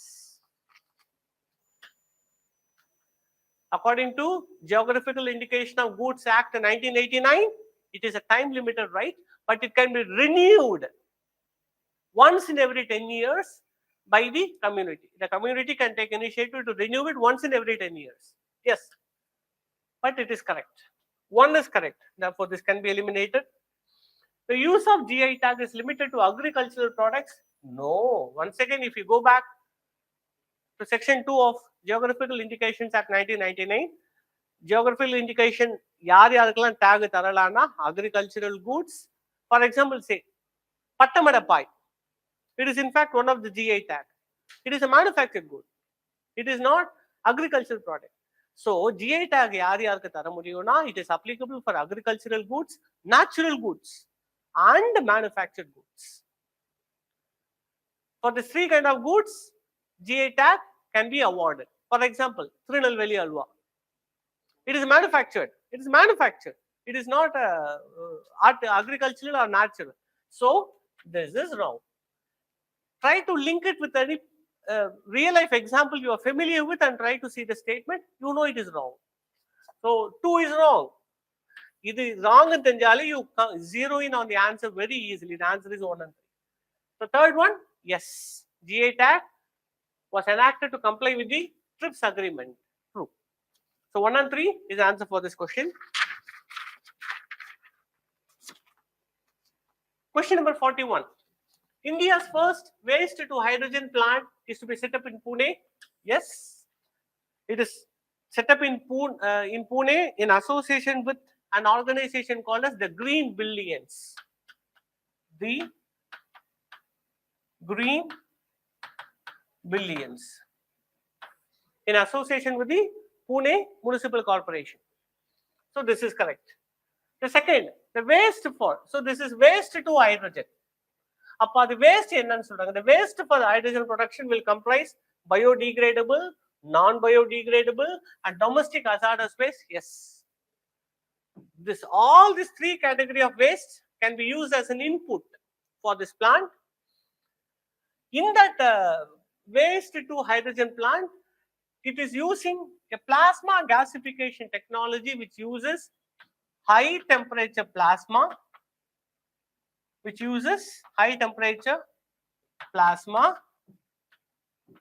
to make syngas. இந்த waste என்ன பண்றாங்கன்னா, they burn the waste in the absence of oxygen by exposing to high temperature plasma. When this is done, it results in the production of syngas. Syngas is nothing but hydrogen plus carbon monoxide. H plus carbon monoxide. So plasma gasification technology, it provides a way to reuse unused waste. Unused waste na enna? Discard adana solranga? Yes. And prevent the landfill buildup. Absolutely correct. So answer is all the 3 are the correct statements.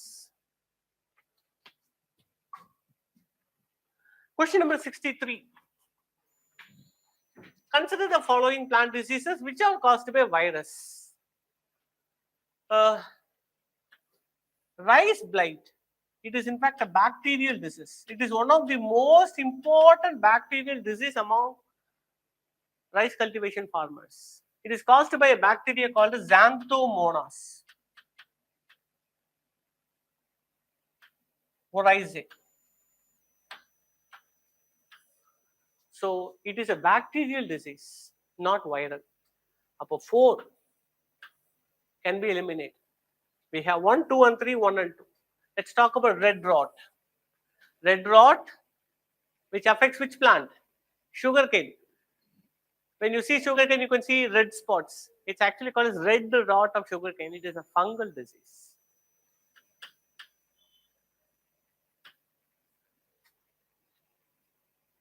So 3 is also wrong. What's the right answer? That's it. B. Bunchy top is a disease that affects banana plant. Leaf element roll ஆயிடும் சுத்திக்கும். It's called as bunchy top banana. Leaves எல்லாம் நல்லா இப்படி வராம சுத்தின்னு இருக்கிறதுனால they cannot do photosynthesis, they die easily. So bunchy top is a banana disease caused by virus. Mosaic, tobacco mosaic virus கேள்விப்பட்டிருப்பீங்க. TM ன்னு சொல்லுவாங்க. Tobacco mosaic virus. So this is also virus disease affecting mostly tobacco plants. Tobacco mosaic ன்னு சொல்றோம் இல்லையா tobacco. So answer is 1 and 2. 71st question.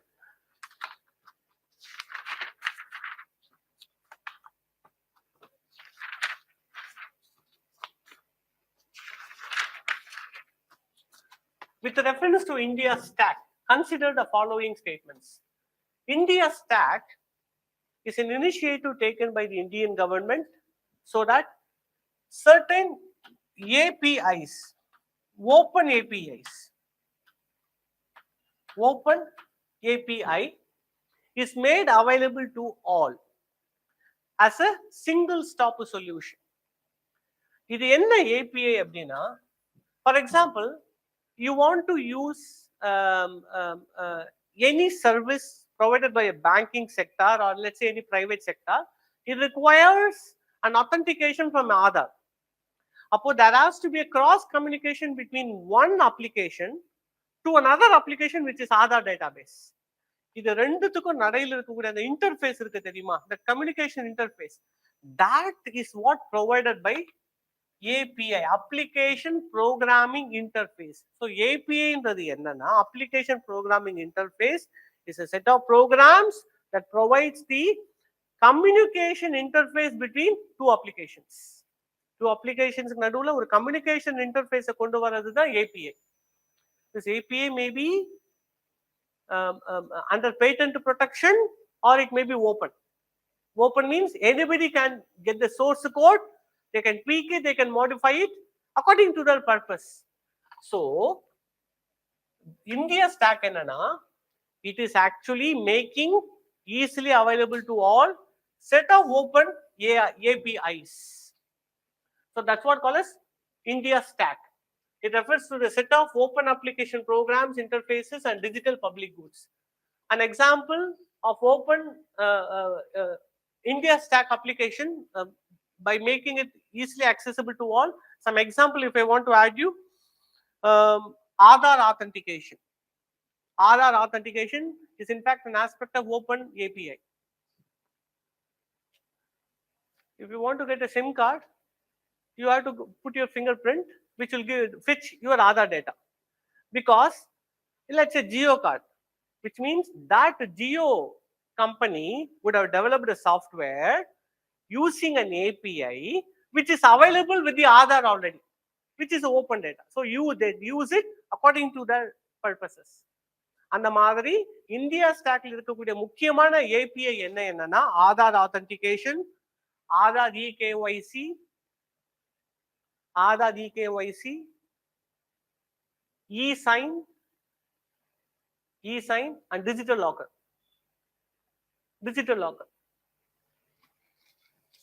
So you can understand it includes digital public goods also, right? Now India stack has certain important characteristics. என்னன்னா, it is personless. You don't have to go in person to avail a service. It can be done electronically. So என்னன்னா it has 4 important characteristics. India stack has 4 important characteristics. 1, personless. Second, paperless. 3, cashless. And the fourth, consent layer. Consent layer. So personless, paperless, cashless, and the fourth one is consent layer. Of course, it requires consent. It aims to eliminate the need for storing biometric details online. Now, just look. For any online verification and the credibility of your identity, for example, the same example, you want to buy a Jio SIM card, they don't need even your Aadhaar number, just put your fingerprint, which means your biometric data is stored online, which they can access using the open API of Aadhaar. அந்த ஆதாரோட open API use பண்ணி உங்க biometric டிஜிட்டல்ல store பண்ணியிருக்காங்க. Now tell me whether this is correct or not. It uses, right? It doesn't eliminate it. This India stack uses the biometric identity of the users stored online. So this is wrong.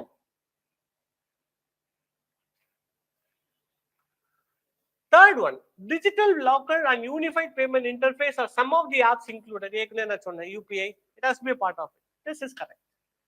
So 1 and 3 is the answer for this question.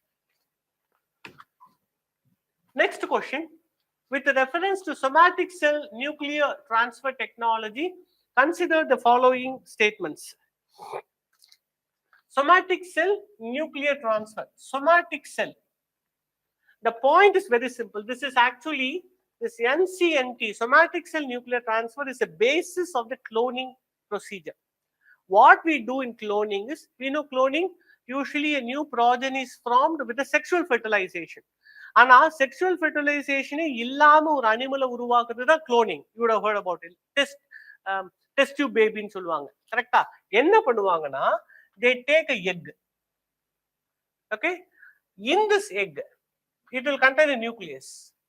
They will remove the nucleus. It will be removed. Now they will take somatic cell of an other animal. In this animal, what they will do?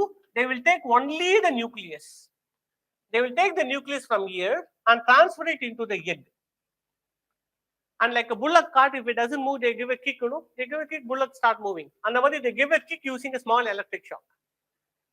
So immediately what happens? The egg develops into zygote and starts multiplying. அப்ப இது multiply ஆகும்போது என்ன ஆகும்னா, இந்த நியூக்ளியஸ்ல என்ன character இருக்கோ அதை exhibit பண்ணும். இந்த நியூக்ளியஸ் எங்க இருந்து வந்தது? இங்க இருந்து வந்தது. அப்போ இதோட க்ளோன் ஆயிடும். So this is called a somatic cell nuclear transfer. This is the basis of cloning technology. Cloning இப்படி தான் பண்ணுவாங்க. Now let's say it involves transferring the nucleus from a diploid cell, correcta, to an unfertilized oocyte. Oocyte is nothing but egg, from which its chromosome have been removed. இதுதான் இங்க சொல்லியிருக்கோம். Correct. So this is correct. It can be used to produce new tissues. இப்போ இப்படி form ஆன உடனே it forms zygote. But what is zygote? Zygote has an immense power to make anything. It can make any new organs. It can make any new tissue. This is also correct. Third one, it has shown a high success rate. No, this is something always one of the least successful process. It's actually considered to be only 1 to 3% successful. It is only 1 to 3% successful. It is one of the most failurable process. So third one is wrong. It is not highly successful. Yeah, they're done using this method. See, நீங்க புரிஞ்சுக்கணும். It has shown a high success rate in case of a cloning. What is the success rate? For example, success rate means if I do 10 times the SCNT, high success rate at least has to be 75% and above. High success rate na enna 75 மேல இருக்கணும். Average success na enna 50 மேல இருக்கணும். 20 கீழ வந்தா low success rate, correcta? அப்போ நான் for example, if I do 10 such cloning, in the dolly sheep 75 cases மேல வந்து ஒரு 10 பண்றேன்னு வைங்க, தோராயமா 7க்கு மேல அது வந்தாதான் high success rate. கிடையாது. ஆக்சுவலி 1 2 தான் சக்சஸ் இருக்கும். சார் அப்ப இதுல என்ன அந்த zygote die, they die, the zygote just they die, it doesn't fully develop into a sheep. இதுதான் சக்சஸ் ரேட்னு சொல்றோம். யூ தாட், நீங்க என்ன நினைச்சிட்டீங்கன்னா அந்த டாலி ஷீப் வந்ததே சக்சஸ் நினைக்கிறீங்க. இது எப்படி தெரியுமா இருக்கணும் கொஸ்டின்? அப்போ no successful animal was raised using somatic cell nuclear technology னா நீங்க சொல்றபடி அந்த ஸ்டேட்மென்ட் தப்பு. Success rate of the process itself in பார்த்தோம்னா it is low. Understand what I'm saying? So yes, it is correct. It has shown high success rate, wrong. It has known for a low success rate. So the correct answer is 1 and 2. 96th question.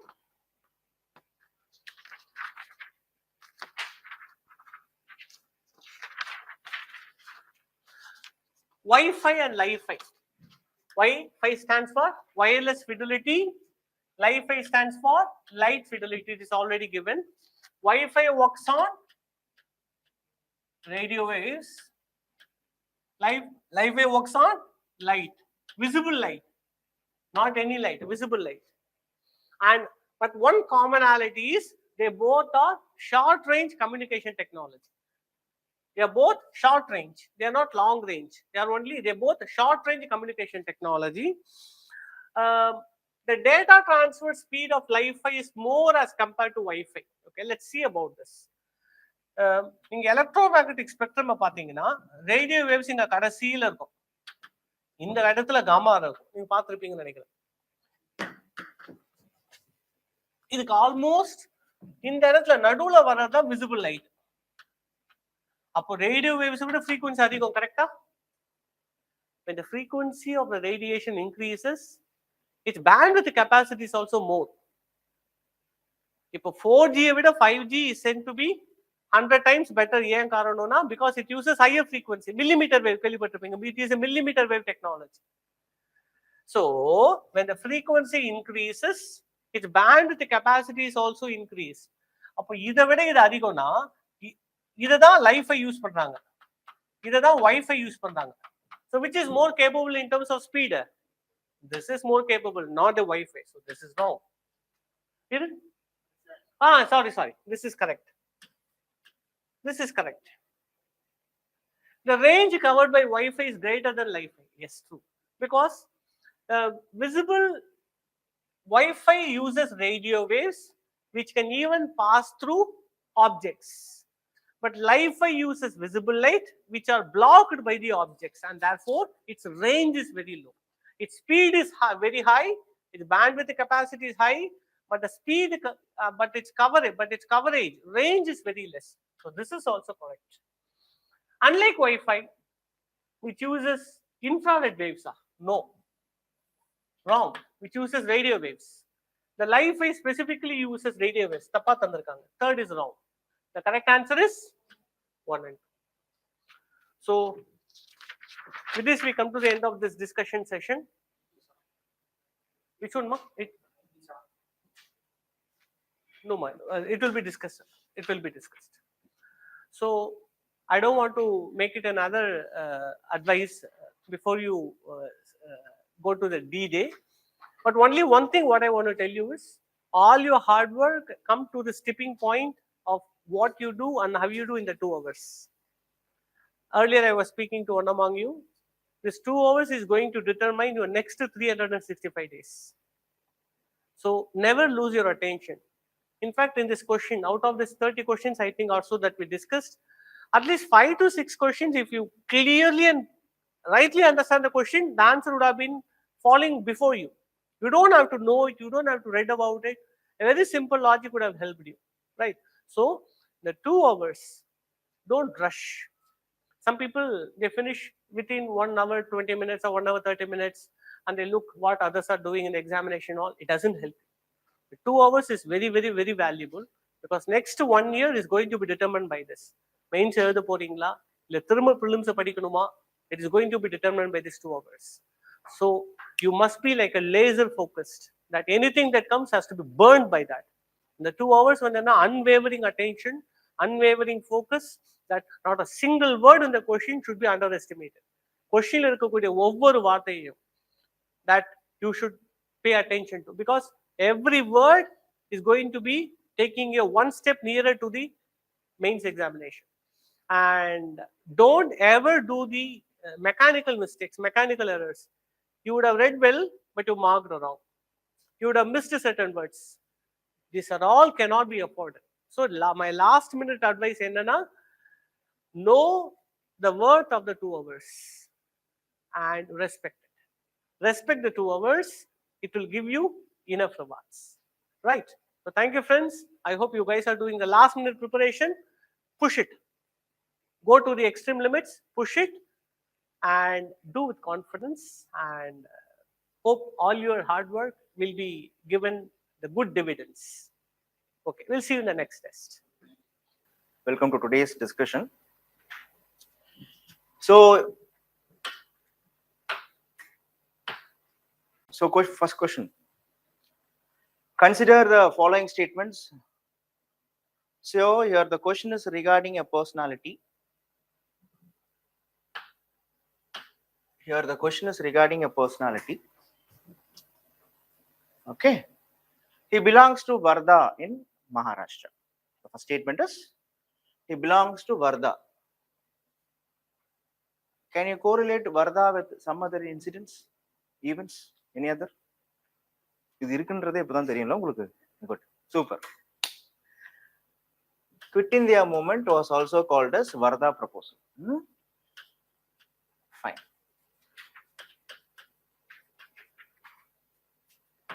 So he belongs to Wardha in Maharashtra. He was inspired by Balagangadhar Tilak. He was one of the founding member of Gadar Party. So whenever you study about Gadar Party, you remember Lala Hardayal. But history is teaching a lesson that if any organization is there, you should not concentrate only one personality.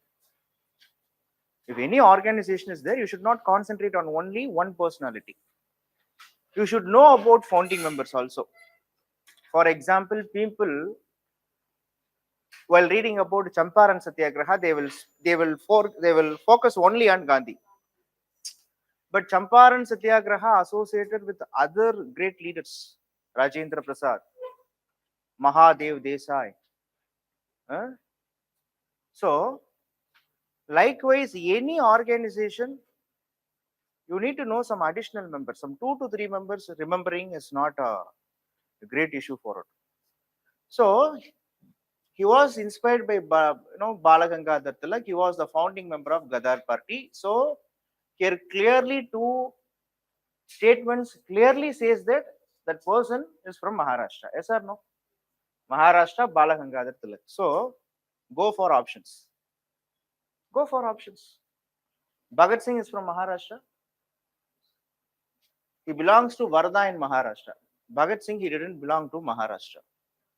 Race Bihari Bose is not from Maharashtra. Where? Yes, Calcutta, Bengal. Lala Hardayal itself it's not from Maharashtra. இவங்க 3 பேருமே மகாராஷ்டிரா கிடையாது. எப்பவுமே இந்த மாதிரி கங்கோஜி ஜி அதிகமான G,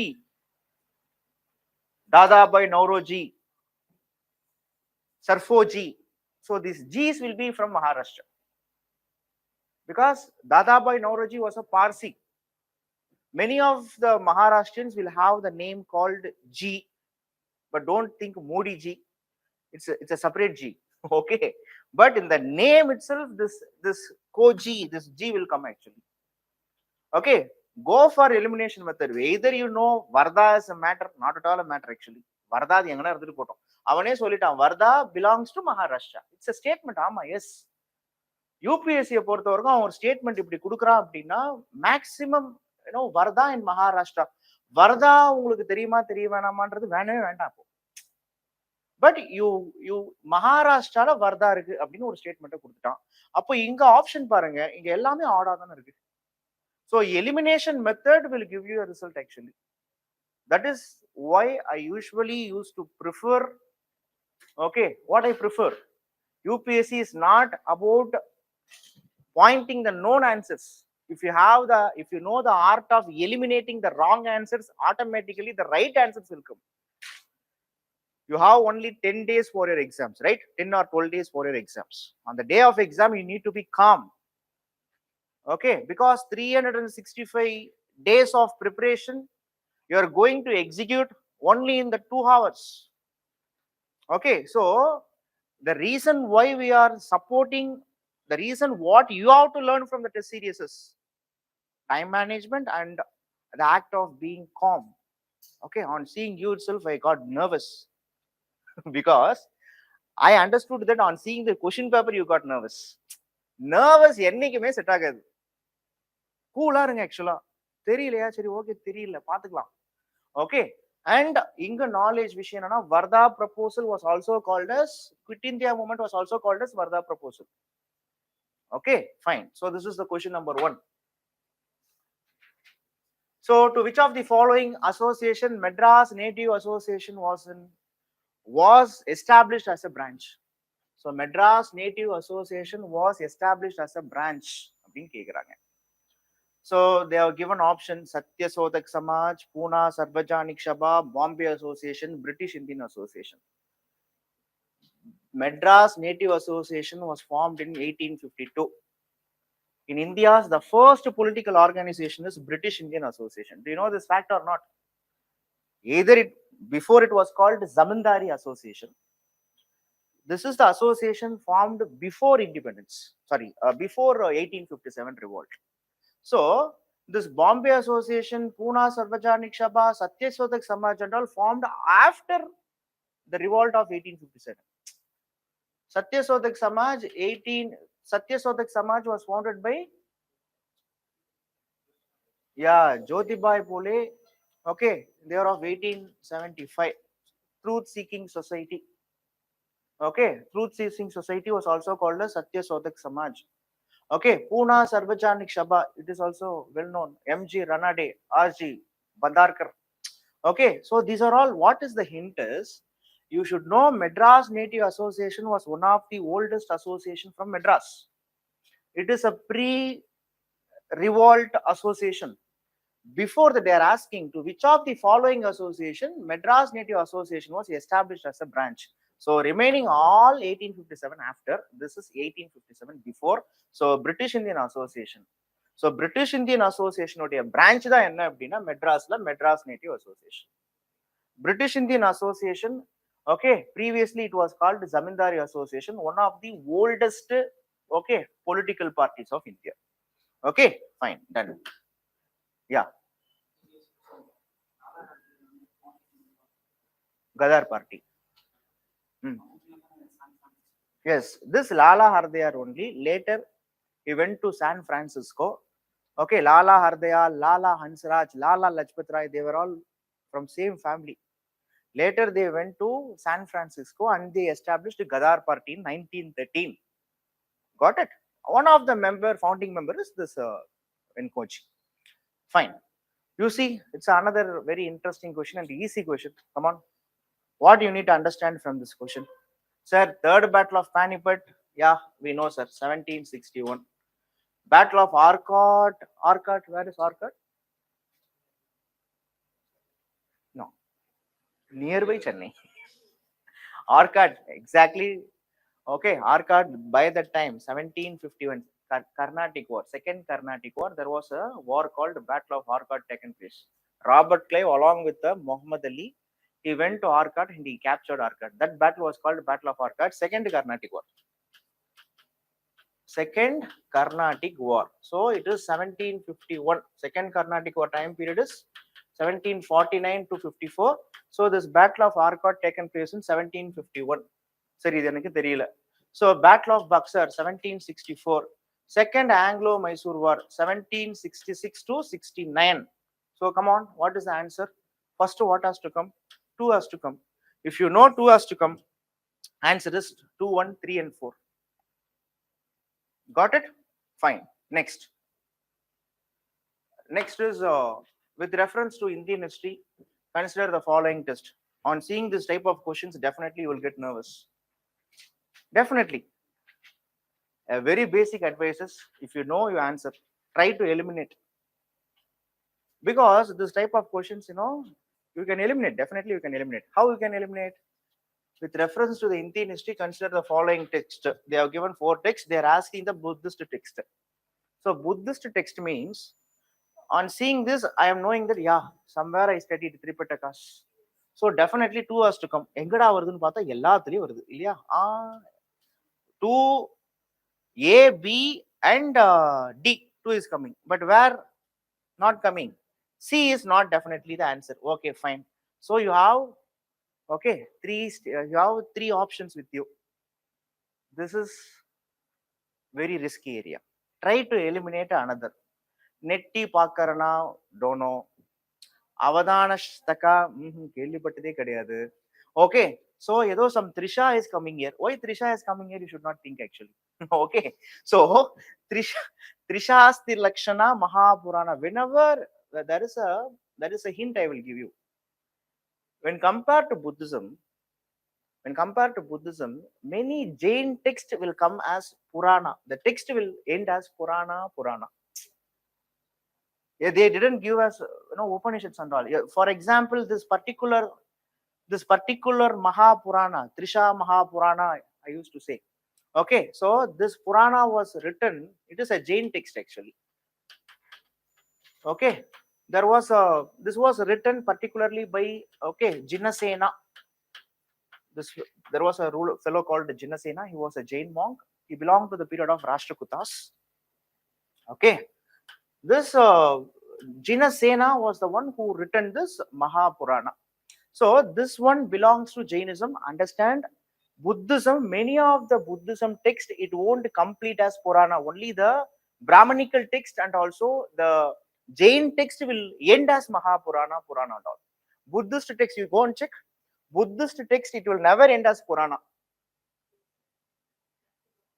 That is what the trick is. Purana means what? What is Purana? Some history, you think. Some history. Okay. If you take Buddhism, their history or Buddha's previous birth, they are mentioning it as, in Tripitakas. They are mentioning about in some other technical terms, but not as Purana. Whereas the word, in Hinduism, which means in Brahmanical texts, there are 18 Mahapuranas. In Jainism, there are some Mahapuranas. So only the Jainism and also the Brahmanical text will end as Purana. So the link here is this Mahapurana you can eliminate. So if you eliminate, okay, so what will be the answer here? 1, 2, and 3. Okay, Netti Pakarna is also a Buddhist text. Netti Pakarna is nothing but, okay, consider I am a Buddhist follower. Okay, I know the teachings of Buddha. Okay, I want to teach to my disciples, but I am having certain doubts. What I have to teach, what not have to teach. So I will refer this particular book called Netti Pakarna. So Netti Pakarna will give a guidance for the teachers to teach to its peoples. Purida, I am a teacher. I want to teach to my people. So you take example. So I am a history faculty here. Okay, I want to teach history, but in history I have some problems. I will refer some textbooks. Likewise, the reference books were all called Netti Pakarna in Buddhism. That's it. Okay, so answer is B. If you are strong enough to answer, yeah, you can go for it. Fine. It's also another text. Avadana Shataka was also another text. In the explanation they have given. What is it? Okay, fine. So next is, answer is so easy. This and all you can write. Quit India movement. Okay, so with regards to the political history of India, Usha Mehta, she started Congress radio. Usha Mehta, remembered for? She started Congress radio, underground radio station during Quit India movement. You know, this Quit India movement was called August Kranti, Bharat Chodo Andolan, leaderless revolt. You may ask me why it is called leaderless revolt. The main leaders are all not there actually. Gandhi, okay, Gandhiji was not there. Sardar Vallabhbhai Patel, Jawaharlal Nehru, okay. So these leaders were all not there. But the next level leaders were all coming up. Who were all the next level? The next level leaders are Usha Mehta, Aruna Ashraf Ali, okay, Ram Manohar Lohia, Jay Prakash Narayan, Okay, so Jayaprakash Narayan he was basically a Gandhian, but during the Quit India movement, he has become a revolutionary terrorist. Actually, he was a Gandhian basically. He has two versions. Initially, he was a Gandhian. He believed in Gandhian socialism. Okay, later he removed Gandhi from socialism and he followed only socialism. Okay, he started to follow democratic socialism. Okay, Gandhian socialism, but democratic socialism on the terror. And he was also a revolutionary terrorist. After 1947, he has taken some risk. But in the year of 1974, when the nation rose against Indira Gandhi, he was the one who came again in politics, and he was the one who said total revolution. What he said? Total revolution. Okay, Sampurna Kranti. Yes or no? Kranti means revolution. Sampurna means total. So total revolution. He was the one who asked the army to take over the charge of this government. Okay, fine. So Jayaprakash Narayan all associates with Quit India movement. It's a very easy question. Next, yeah, another interesting question. Come on, try to give answer. How you eliminate it? Come on. You may have a problem with either whether it is a 3 pair or 4 pair. Yes or no? Oh, 3, 4 pair. 1 pair, 2 pair, and all won't come. If you rephrased, Rast Goftar Dada by Noroji. Rast Goftar means in Parsi it is called truth teller. What is the meaning of Rast Goftar? Truth teller. Okay, this is correct. The Hindu we know, daily morning we are seeing this Hindu. Okay, so G. Subramanya Iyer, 1878, he has founded. Good. So two options. This 1 pair won't come actually. 2 pair definitely has to come. Okay, fine. We will see. This is another fact. Since ages you are studying this fact. Because in India, the first newspaper was not started by a Indian. It was started by a British fellow. His name was James Augustus Hickey. This is also has to come. 3 has to come. So you are getting doubt whether it is 3 or 4. Okay, you are seeing. Now you are seeing Qawmi Awaz. Whenever UPSC, when they give this unknown answers, UPSC will check they are checking your psychology. UPSC itself no, definitely you won't know that. UPSC itself no. When they are giving any hard fact in the first statement, definitely it will be correct. I'm easy fact of first statement UPSC எப்பயுமே கொடுக்க பார்த்தா note பண்ணிருக்கீங்களா நீங்க?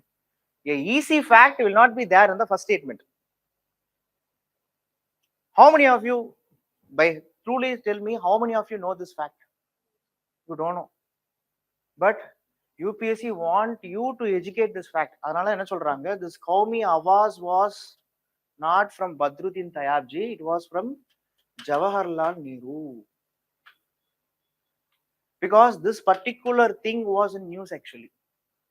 This Qawmi Awaz was a Urdu newspaper started by Jawaharlal Nehru.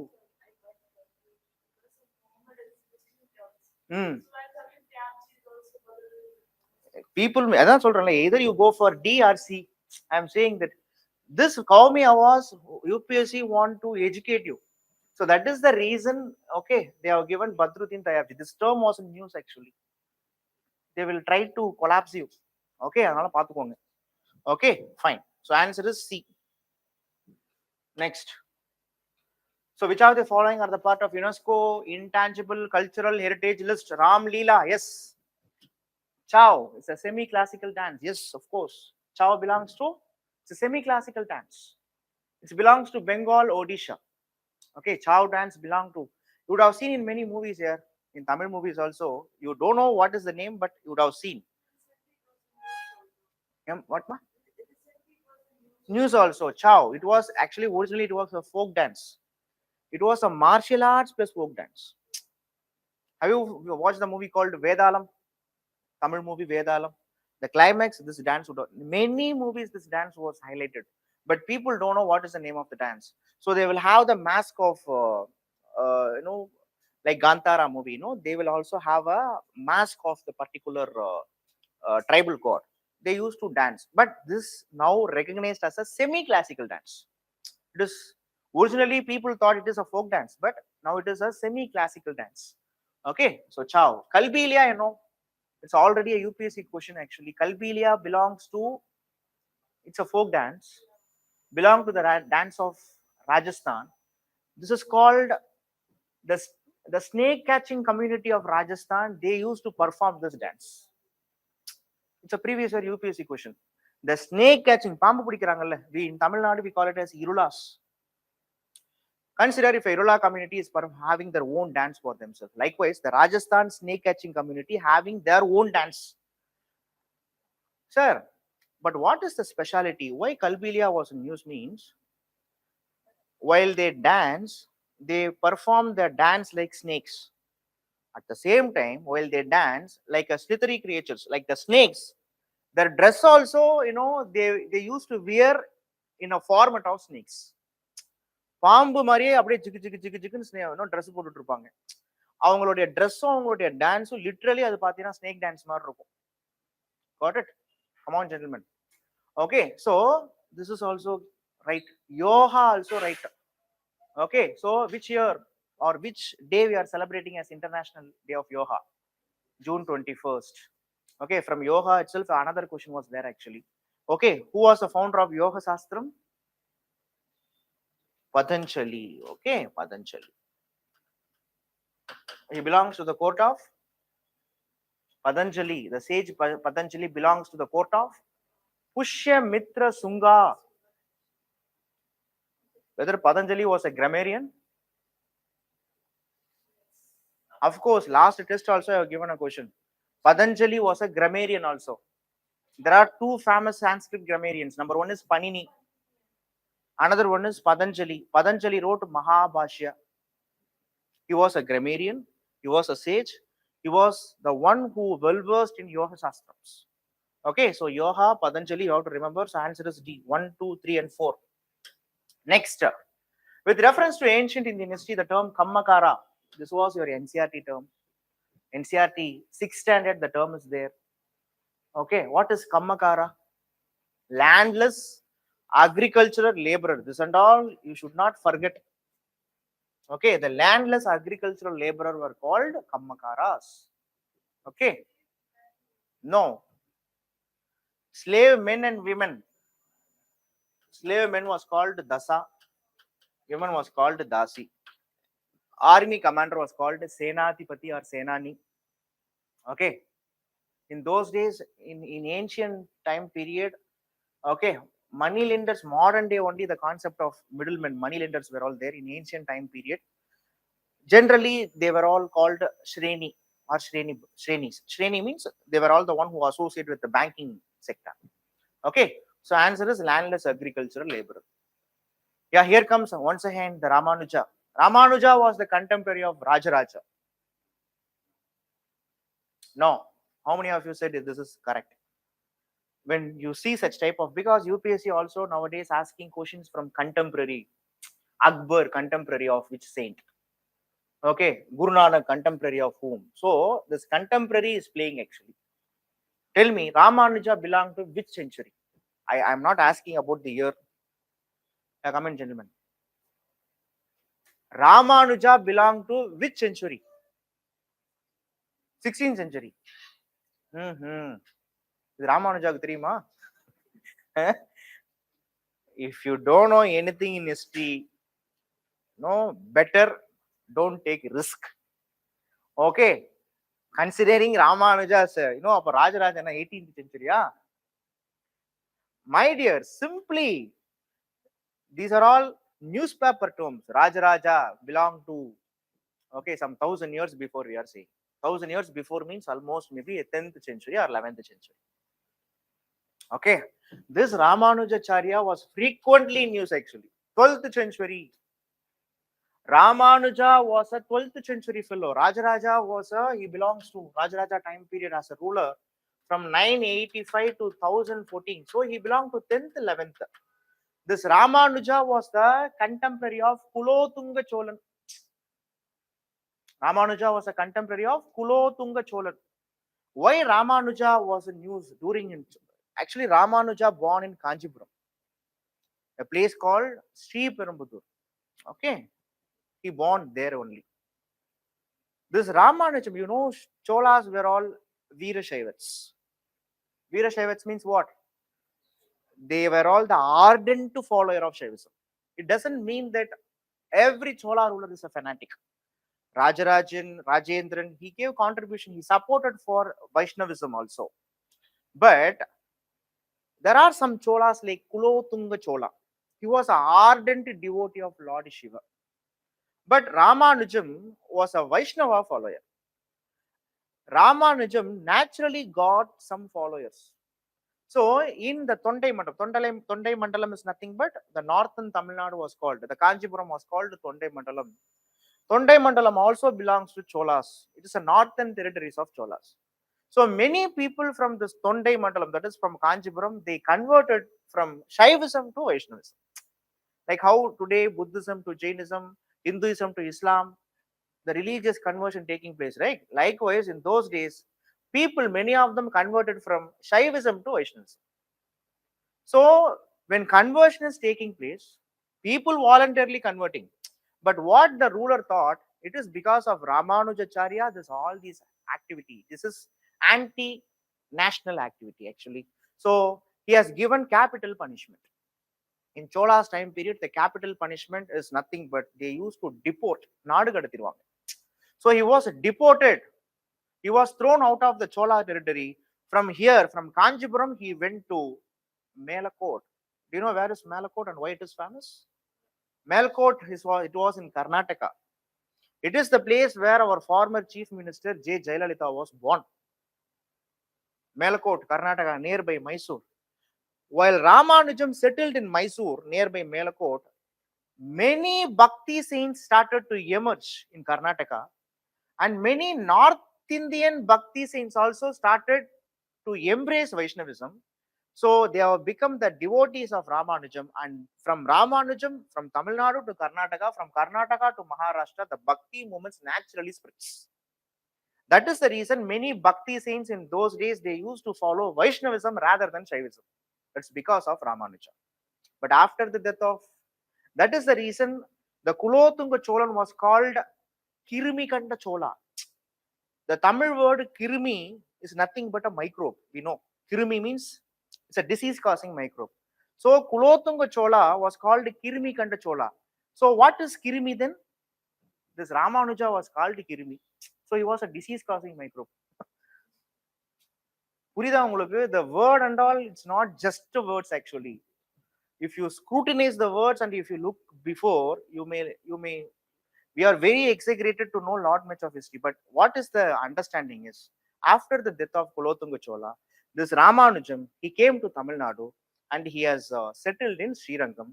If you go to Srirangam temple, this Ramanuja, okay, he was in the Samadhi stage.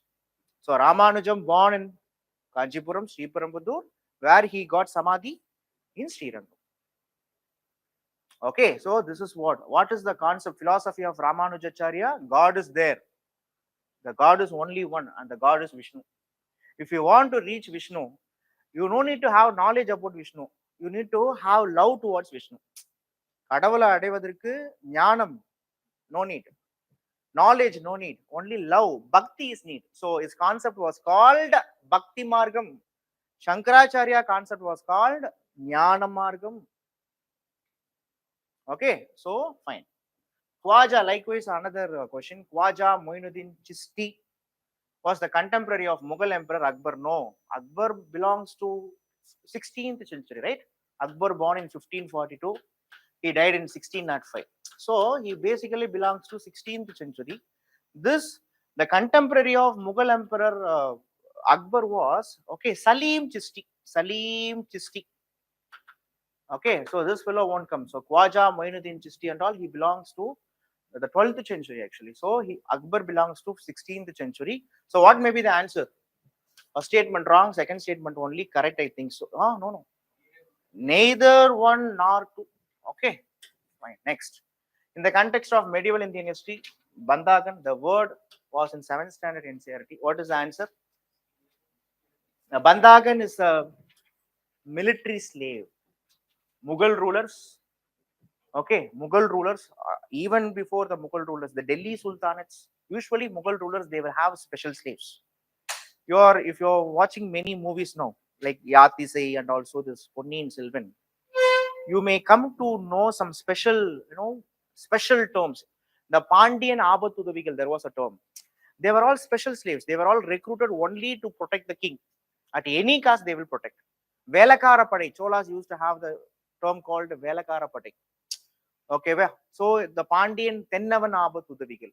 Likewise, to protect the ruler itself, okay, some special forces were all there. So in the medieval Indian context, especially the term Bandagan means military slaves, special slaves. Okay, fine. Next, Jean Baptiste Tavernier, this bloody fellow was in news, and this bloody fellow was in previous year UPSC question also. Almost 3 years UPSC asked from this fellow. Jean Baptiste Tavernier. Bernier and Jean Baptiste Tavernier, these two people, they were all from, very good, they were all from France. This fellow was a germ merchant. Okay, so Jean Baptiste Tavernier was a germ merchant, came to India during the reign of Mughals.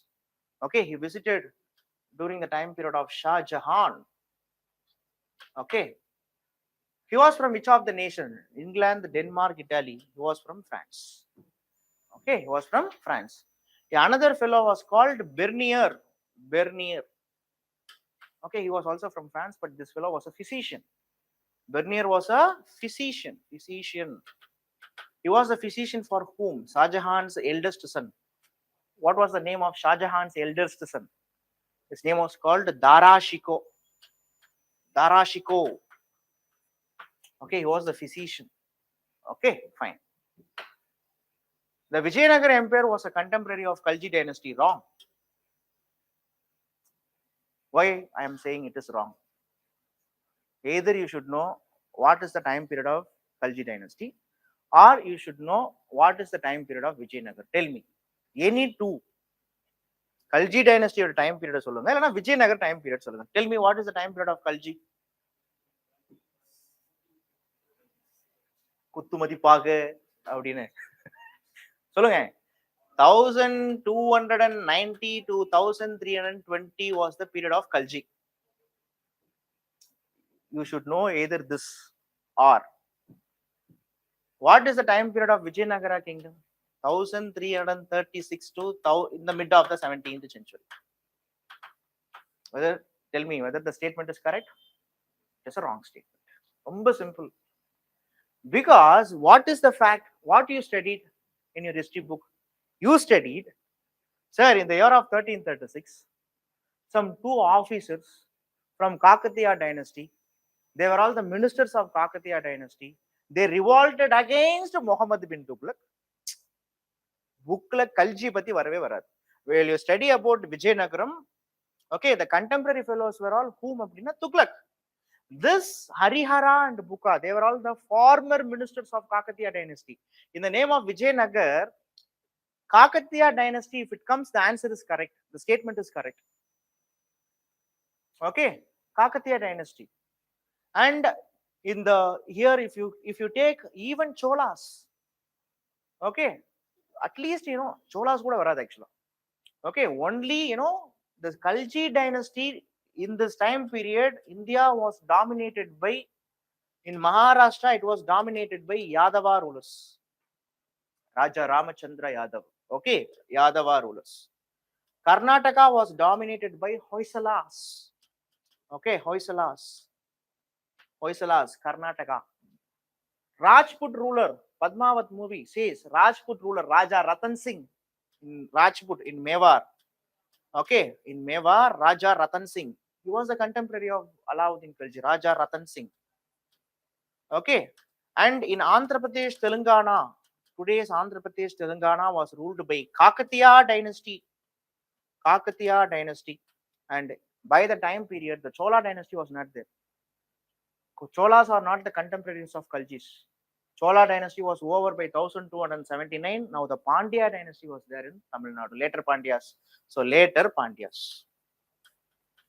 Why this particular dynasties now I am saying means Alauddin Khilji and his general Malik Kafur, they attacked all these dynasties. So you may get a question, who are all the contemporaries of Khaljis? But Vijayanagaram was not the contemporaries of Khaljis. Vijayanagaram were the contemporaries of Muhammad bin Tughlaq, the founder of Vijayanagaram, Harihara I and Bukka. They were all the ministers of Kakatiya dynasty. But in the year of 1336, they now on the bank of Krishna Tungabhadra Doab region. The Krishna Tungabhadra Doab region was already in use. This Doab was called Raichur Doab, the present day of Hampi. Okay, from there they have founded a new kingdom. The kingdom was called Vidyaranya kingdom. Later, this Vidyaranya kingdom has become Vijayanagar kingdom. The capital and the name of the kingdom is Vijayanagar only. Yes or no? By that time, sir, Hampi is the capital. No, Hampi is today's term. Vijayanagar was the then term. Today it was Assam. Then it was Kamrupa. Okay, so those days it was not Hampi. Those days the kingdom name and the capital name itself Vijayanagar only. Okay, so the region was called Krishna Tungabhadra Doab region. This is also a previous year question. Okay, so especially you should remember Tughlaq, Muhammad bin Tughlaq, the contemporary is Vijayanagar. So first statement wrong. The Portuguese entered India for the first time when the Vijayanagara Empire was in power in South India. Of course. Portuguese entered in India 1498. It was the question asked. The Vijayanagara rule is 1336 to 17th mid. So Portuguese, while they are entering India, there was a dynasty. Vijayanagara itself got 4 dynasties, correct? Sangama, Saluva, Tuluva, Aravidus dynasty. Krishnadevaraya belonged to this Tuluva dynasty.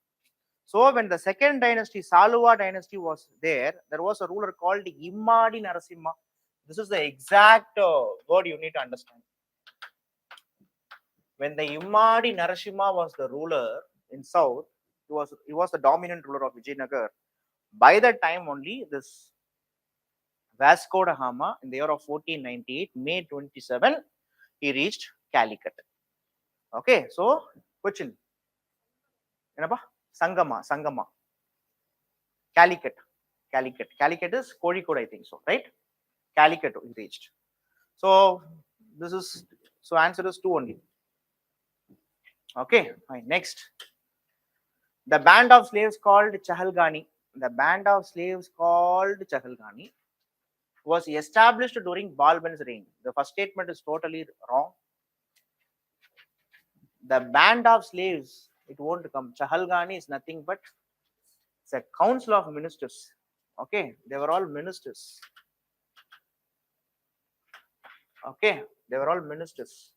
And here the Chahalgani system was introduced by, it is not Balban, it is Iltutmish. Balban dismantled Chahalgani. So here the first statement, both UPSC இப்படி கேட்பாங்க. Okay, question உடைய statement உடைய first correct இருக்கும், second wrong இருக்கும். ஆனா இங்க ரெண்டுமே wrong தான். Okay, so ministers, Chahalganis are all ministers, not slaves. Okay, they were all Muslim nobles. But this system was introduced by Iltutmish, not by Balban. The Department of Agriculture was created during the reign of Firoz Shah Tughlaq. Wrong. Okay, Muhammad bin Tughlaq பண்ண ஒரே நல்லது என்னன்னா, he created a department called Department of Agriculture. It was called Diwan-i-Kohi. But this was not created by Firoz Shah Tughlaq. It was created by Muhammad bin Tughlaq. So answer is D. Next question.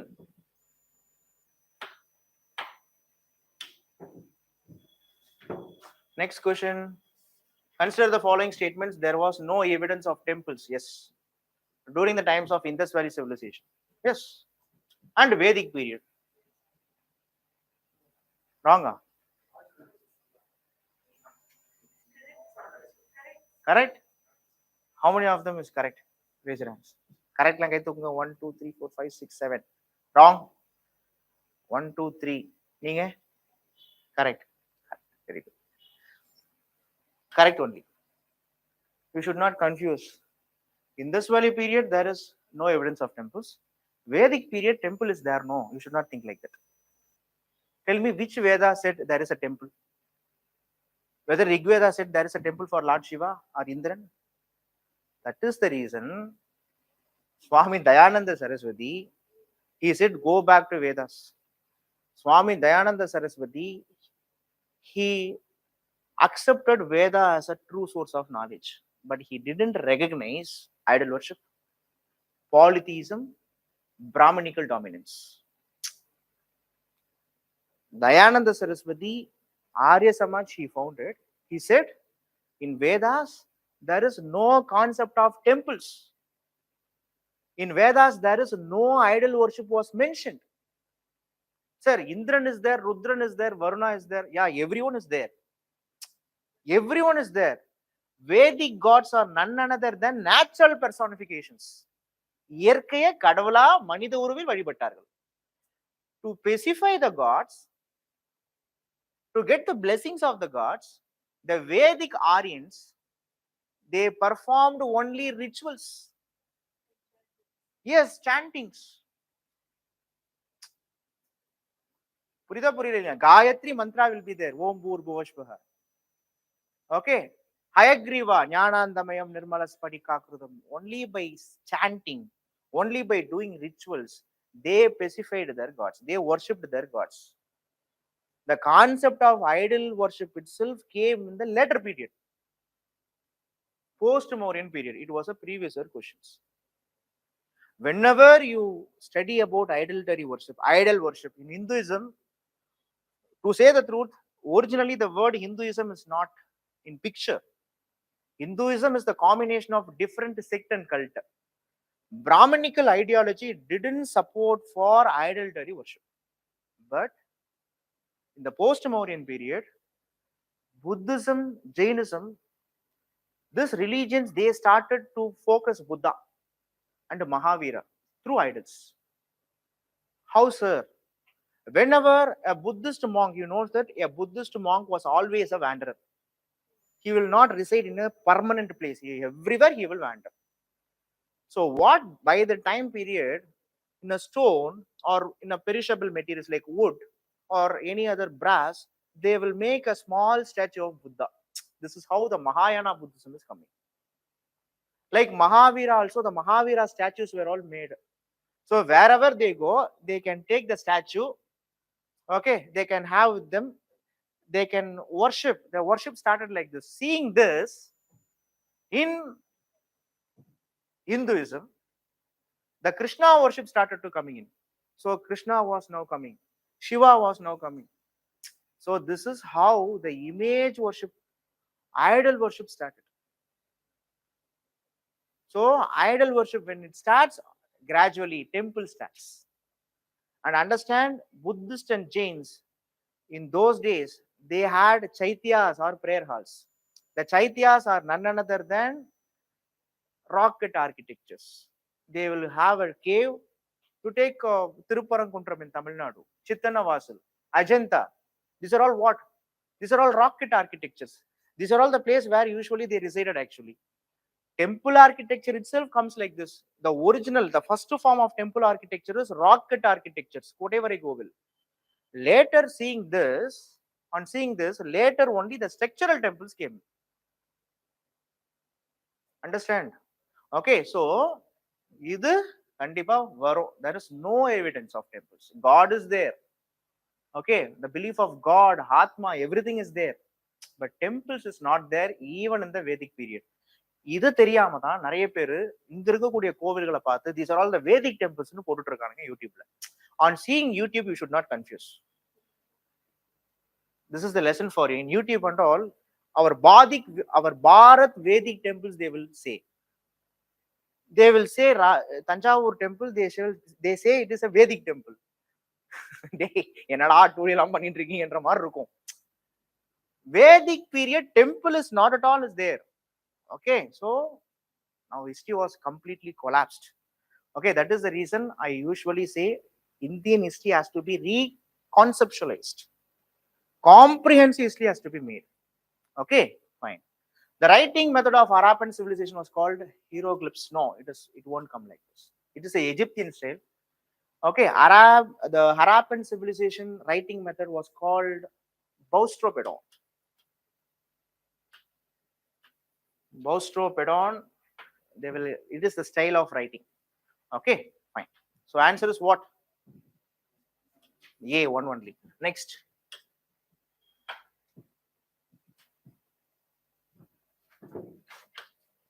Which of the following was the capital of Vakadakas? Yeah, now you get answer. Such type of questions dominates, right? எதனா ஒன்று வக்கடகாஸ் இதெல்லாம் கேள்விப்பட்ட மாதிரியே இல்லையே சார்ன்றீங்களா? Very good. Very good. What ma? Very good. They were all first. Whenever you see a new term here, capital of Vakadakas, so we should know it was a dynasty. Vakadakas, at least you should know exactly which time period they belongs to, or at least the century where they belongs to. To say the truth, as she said, they were all the contemporaries of Guptas. So you don't know about Vakadakas, but Gupta was a popular dynasty, right? Tell me, what was the time period of Guptas? இதுவும் தெரியணும், இது தெரியல எதுவும் பண்ண முடியாது. You don't know about Vakadakas. Okay, but there was while studying about Chandragupta II, you may study. He was Chandragupta II. He was the one, okay, who had matrimonial alliances with Vakadaka dynasty. This is this term. This term was there in book actually. So come on, Vakadaka, they were all the contemporaries of Guptas. Guptas ruled from 250 to 550 Common Era. So this Guptas from 3rd to 6th century, they were all dominate. So Vakadakas also belong to this time period. So Vakadakas basically belongs to Deccan region. Deccan means what? South India. Dakshin. Peninsular India. So come on, when you know the fact they belong to Deccan, can you eliminate this? Eliminate, because Avanti you can eliminate, because Avanti was in Madhya Pradesh. Ujjain, Avanti. Vatsala Gulma, Paitan. This Paitan was a term, was in Paitan, famous for, this is the capital of Sadavahanas. Capital of Sadavahana. Okay, so answer is Vatsala Gulma. It is not Vijayapura and all won't come. Okay, so Vatsala Gulma, it was in the modern Deccan state, Hyderabad. Okay, Hyderabad region, Telangana region. So Vatsala Gulma. So if you know an answer, or don't try this. Saint Thomas, one of the apostles of Jesus Christ, came to India during the period of which of the following ruler? These are all fact. It was there in your book also. 7th standard, sorry, in the 6th standard book also it was mentioned. So Gondo Pernas. Okay, fine. Next, in history of India, which of the events occurred earliest in Kekran? You see, come on, what is the answer? Which of the events occurred at the earliest? So you should know chronology. Come on. Battle of Manimangalam, anyone know? Manimangalam. What is this Manimangalam? Kerala history, sir. It belongs, it's a Tamil Nadu history, a most famous history. Establishment of Kailash Temple, Ellora. Can you guess with this? You will go for elimination first. Okay, Kailash Temple, Ellora. So where is Ellora? Maharashtra. You would have studied Ellora was built, especially a Kailash temple at Ellora was built during the time period of Krishna I. He was a Rashtrakuta ruler. Okay, so this temple may be from 8th or 9th century. You know, Rashtrakutas from 8th to 10th century, they ruled in the Deccan region. Okay, fine. Either 8th to 10th. Okay, good, fine. Foundation of Brihadishwara temple. Just now I said. After the coronation of Rajaraja I, this temple was built. So 1010 Common Era only the temple was built. So it was basically 11th century. Publication of Kamba Ramayanam. You see, Kamba Ramayanam was oldest. Kambar was the poet. He was one of the 3 gems of Chola's poetry. Kamba Ramayanam was held at 12th century. It was, the time period is 12th century Common Era. Battle of Manimangalam was the war between Pallavas and also Chalukyas. It was 7th century. This Manimangalam was nearby our Tambaram. This is the place where the Chalukya Pulikesi II and Mahendravarman fought. Okay, so it's basically a Chalukya Pallava war. Okay, so you can easily eliminate these two options. If you don't know Manimangalam, you can easily eliminate two options and you can go for, okay, either one has to come. Whenever, please, in your examination, try to eliminate at least two options. Finally, முக்கியமா ஒரு 30 ஓவராலா ஒரு 35 questions கிட்ட போடுங்க. கரெக்டா இருக்கிற மாதிரி பாத்துக்கோங்க. யாராலையுமே எடுத்த ஸ்ட்ரெச்சா 60 கொஸ்டின் போட்டது வரலாறே கிடையாது. 30 to 35 questions, be sure that it is correct. Later, okay, you try to eliminate two options. And the two options நீங்க என்ன பண்ணலாம்னா, you can take risk. Intelligence guess போலாம். But don't take risk in three options. Okay, fine. So answer is A. And the next one is, which of the following works was not written by Navaratnas of the Gupta period? Navaratnas, they were all the men of eminence, patronized by Chandragupta II. He was also called as Vikramaditya. There are 9 scholars, gems. Okay, so they are saying which of the following work was not written by Navaratnas. Okay, they are given Meghatooth. Meghatooth, definitely 2 has to come. Yes or no? Meghatooth vande ஆகணும். ஏன்? Meghatooth was written by Kalidasa. So answer ல 2 கண்டிப்பா இருக்கணும். Okay, which means not written னு கேக்குறாங்க. அப்ப 2 வே இருக்க கூடாது. அப்ப 2 வே இருக்க கூடாதுன்னா go for this B, eliminate பண்ணிடுங்க. Then Pancha Sittandika Ratnavali.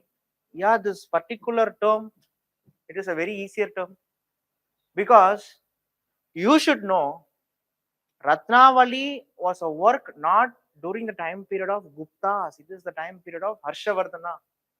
I said PNR. PNR is nothing but, these are all, there are 3 works done by Harsha itself. Priyadarshika, Nagananda, and Ratnavali. These 3 was written by Harsha itself. So Harsha was not a, a Navaratna. Okay, so what is the answer? Probably you tell me. Enna varum? 3 only da. Because this not only not abdino idha. Okay, fine, good. Pancha Sittandika was written by Varahi Mihir. Okay, there are 9 Navaratnas. Varahi Mihir. Okay, this one Kalidasa, Shanku, Vitala Bhatta. இந்த மாதிரி 9 பேர் இருக்காங்க. Okay, fine. Next is, consider the following statement regarding Yoga philosophy. Yoga doesn't believe in the existence of God. No. No. The statement Yoga believe, doesn't believe in irukalla. Yoga believes in the existence of God, because the founder of Yoga, who? Patanjali. He belonged to the court of Pushyamitra Sunga. He was a Brahmin. He was Acharya, Brahmin, sage. Okay, Yoga says, you try to control your mind, body, and soul, you will reach salvation. That's it. Fine. In the Yoga, Yama in Yoga philosophy refers to self-discipline. Very good. In Yoga, there are many 8 branches were all there.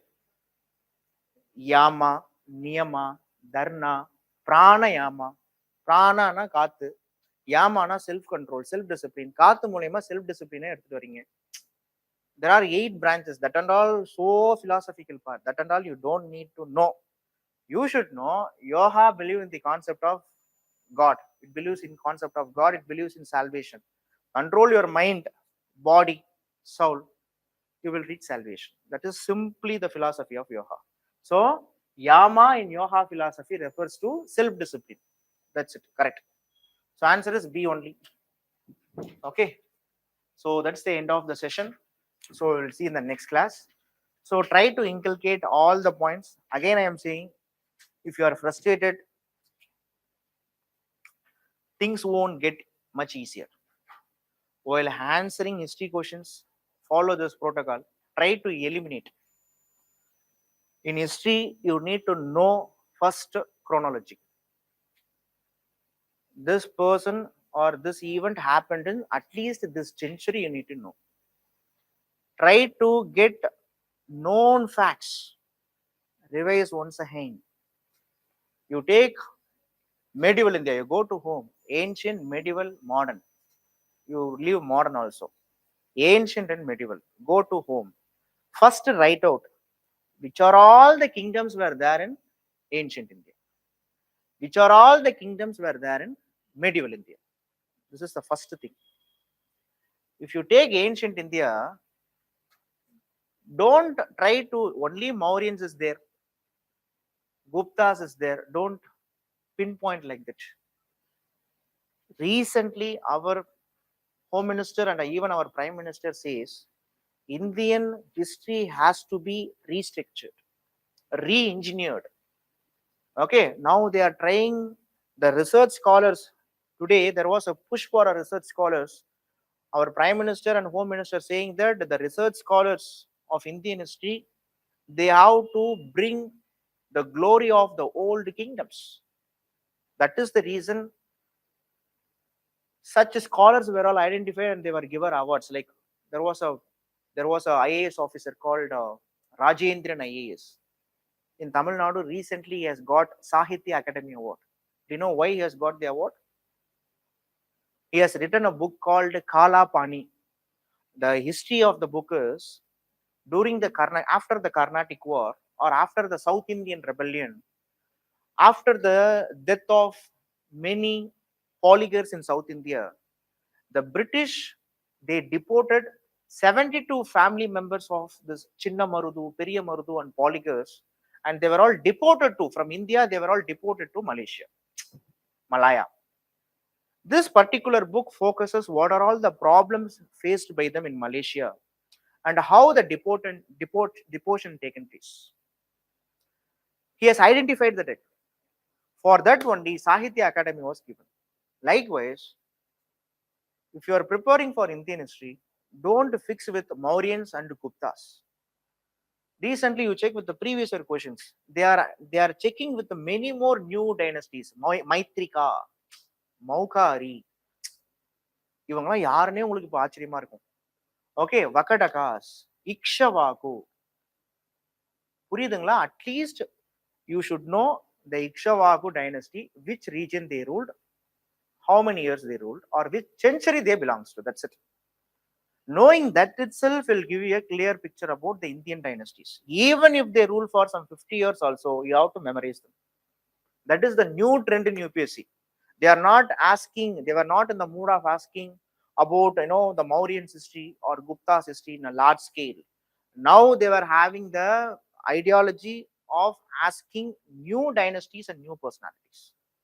So the UPSC contemporary demand is no more history, unknown history, and re-engineer and restructure history. That is the demand. So அதனால படிக்கும் பொழுது ancient, medieval. So the dynasty's name you need to know. And if you are studying a North Indian dynasty, you in the book they won't given. It will not be given. You try to inculcate which ruler is ruling in South. When you speak about Rajaraja I, you generally go to North. So the Rajaraja was ruling here. So in the North India, who is ruling? So try to link the points. That is what they are asking actually. So if you go this style, definitely you can score more marks from chronology. Modern India, it's a separate thing actually. Sure. So we'll see in the next class. Thanks for listening. Bye. Hello and welcome to the discussion of the geography part of the mock test 4 conducted by Sivarajavel IAS Academy. So let's move into the questions. Question number 10.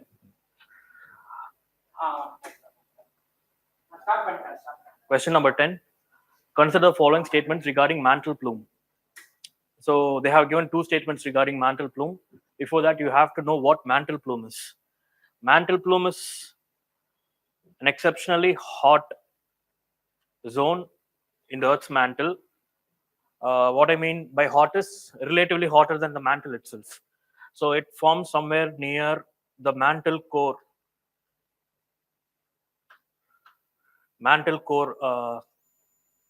intersection and it moves outwards towards the crust, and the head of it is expressed near the crust. So let's read the statement one. The origination of these plumes are generally found along the crust mantle boundary region of asthenosphere. So as you know, the asthenosphere will be somewhere near the crust mantle boundary. That's true, but the origination of mantle plumes happens somewhere near the core mantle boundary and not the crust mantle boundary. Only the head of the plume is found near the crust mantle boundary. So statement one is wrong. Okay. So second statement, they are closely associated and found along the tectonic plate boundary region. So this statement could be a little confusing because most of the mantle plumes are found far away from the tectonic plate boundaries and they are almost found in the middle. Let's say if these two are the plate boundaries, they are always found in the middle of the plate boundaries. I mean, middle of the plates, not close to the boundaries. Okay. So also they have no relation to the plate boundaries or the plates. So more often they are found in between the plates. There is no. There are some exceptions where some mantle plumes are found near the plate boundaries, but it has nothing to do with association. Okay, it's not related. These two are entirely different things, and there is no relation. Okay, so when they say closely associated, the statement becomes wrong. So the answer for question 10 is D, neither one nor two. D, Delhi. Question 11, consider following statements regarding Rossby waves. So before getting into the statements, you have to know what Rossby waves is. For people who don't know, it is an inertial wave action where a fluid is in rotation. So like I said, an inertial wave action where a fluid is in rotation. So either it's not specific to atmosphere, not specific to ocean, not specific to earth, not specific to planet. ஏதாவது ஒரு fluid rotational motionல இருந்துச்சுன்னா Rossby waves can happen there given certain conditions like change in temperature, etc. Okay, so Rossby waves actually happen across all rotating bodies which have some fluid in it, like other planets. Okay, so it is an atmospheric circulation of air which does not have any effect on ocean. I said fluid. What is a fluid? Fluid is something that flows, which comprises of both air and water. So does not have any effect on ocean becomes wrong. It can influence the weather of polar regions only. So whenever you come across a new phenomenon like this, especially in geography, polar regions only, tropical regions only in Kudutta, it's probably wrong because the earth is one single system and it will probably have some effect on the polar regions or other regions other than polar regions as well. You cannot negate this. Either kandipa tappunu prove பண்ண முடியாது. Sorry கரெக்ட்னு prove பண்ண முடியாது. Polar ரீஜன்ஸ்ல மட்டும் தான் நடக்கும்னு prove பண்ண முடியாது. மற்ற ரீஜன்ஸ்ல நடக்காதுன்னு ப்ரூவ் பண்ண முடியாது. So going by that logic, you should have probably marked this one wrong. So Rossby effect na என்ன நடக்கும்னா, let's say this is the planet Earth and this is the equator, this is the pole.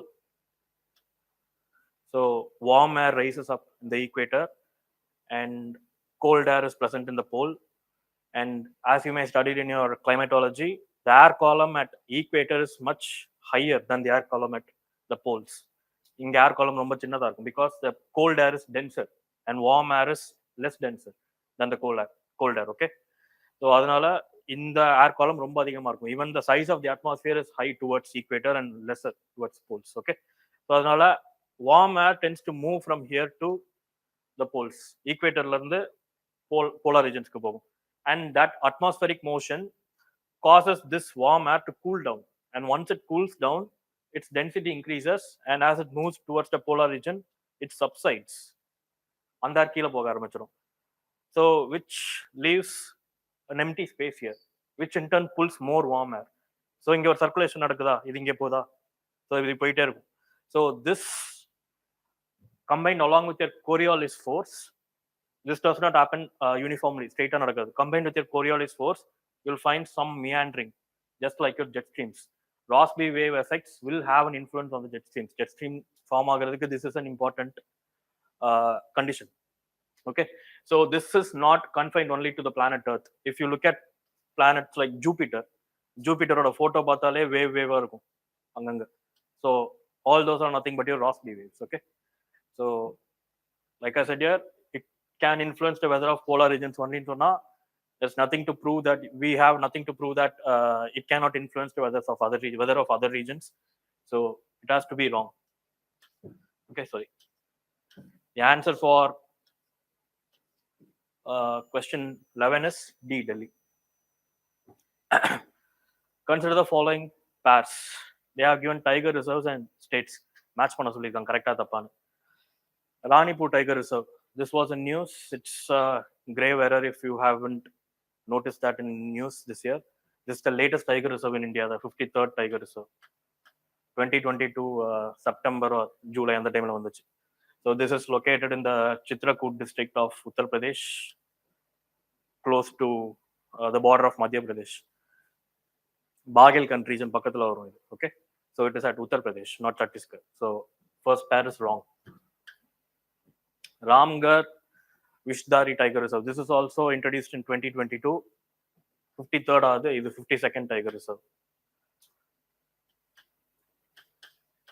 RVTR. So this is located in Rajasthan. It is located a little north of Kota. Kota itself is located 200 to 300 kilometers south of Jaipur. So இது கொஞ்சம் north of Kota, northwest of Kota. Okay, so it is located in Rajasthan. That is correct. Srivilliputur Meghamalai Tiger Reserve. So being from Tamil Nadu, you people may have guessed this one right. So to be precise, it's located in a place called near Srivilliputur, and it is close to Periyar National Park, which is located in Kerala. But this tiger reserve falls entirely inside Tamil Nadu. Okay, so this is on the banks of River Vaigai, where River Vaigai originally originates. So we have two pairs right and one pair wrong. So the answer for this question number 24 is two pairs only. B, Bombay. Yangtze Kuti Valley, recently seen in news, is in which of the following border regions? So பேரை வச்சு guess பண்ணிருக்கலாம். So you may have shortlisted it into these two, Tibet or Bhutan. So the right answer is Tibet. It is located in Uttarakhand, in the Indo-Tibetan border or Indo-Chinese border. So ஏன் இது நியூஸ்ல வந்துச்சுன்னா glacial advances have been seen in this region. Okay, and so it is really important to read about this Kuti Valley and what kind of people live there, what language they speak. Chance, okay, there is a tribe called Byansi tribes who speak that language and they live there. So please make a note of it. For question 25, the answer is B, Bombay. 26, permafrost. First one. They are regions that remain completely frozen for at least 2 years straight. So this is exactly the definition of permafrost in any website you see. So 0 degree Celsius or 32 degree Fahrenheit, இதுக்கு கீழே 2 வருஷம் கண்டினியூஸா இருந்துச்சுன்னா that region gets called as permafrost. They are confined to polar and subpolar regions only. Again, regions கொடுத்து ஒன்லின்னு கொடுத்தாங்கன்னா geography it is really tricky and it's all often wrong, not always, often wrong. Okay, இங்க ஏன் தப்பு? Because permafrost, as the definition says, it can be present probably in the Himalayas, which is not either subpolar or polar. Okay, so மற்ற regionsலயும் இருக்க chance இருக்கு. So the answer for 26 is A. They are not confined to polar and subpolar regions. Okay, 26 A.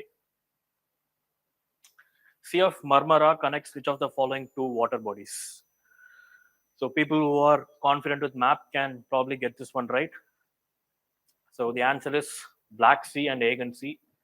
So that region is in news right now, Black Sea, due to Russia's military operations in Ukraine. So it's really important to know the bordering countries of Black Sea. And then the country Black Sea la coast irukku. So if this is Black Sea, just remember something called burger.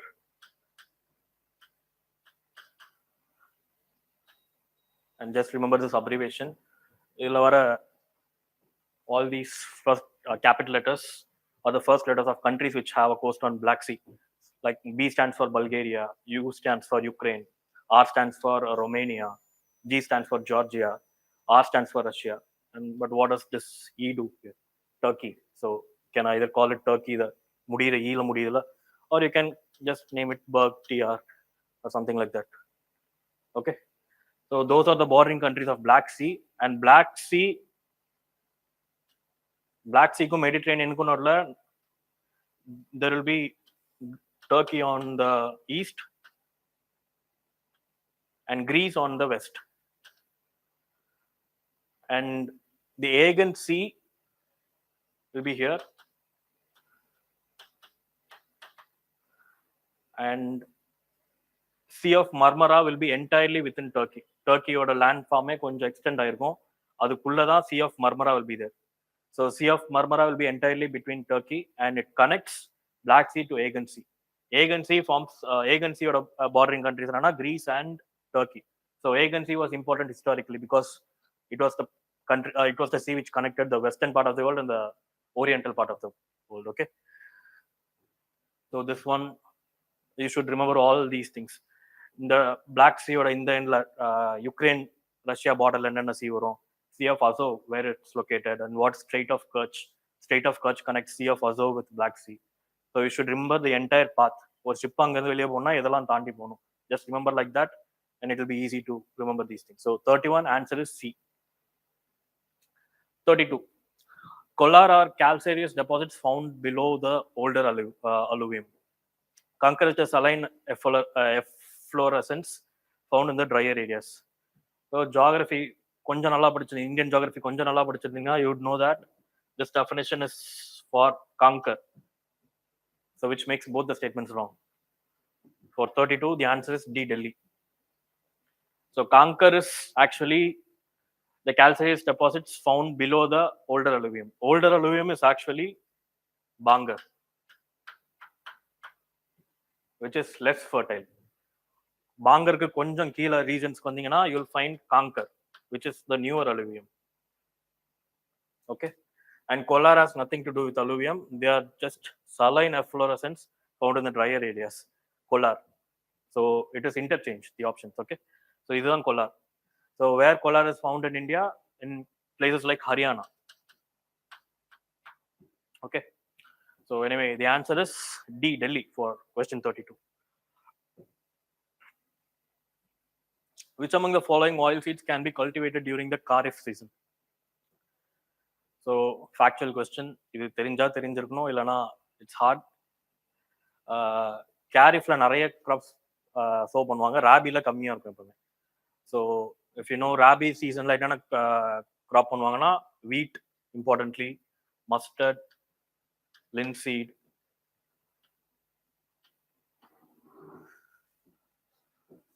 இந்த மாதிரி crops எல்லாம் they plant during rabi. So if you eliminate these two, you'll find out that groundnut, rice, grams, pulses, இந்த மாதிரி விஷயம்லாம் they plant during the Kharif season. So the answer for this one is for 33 is A.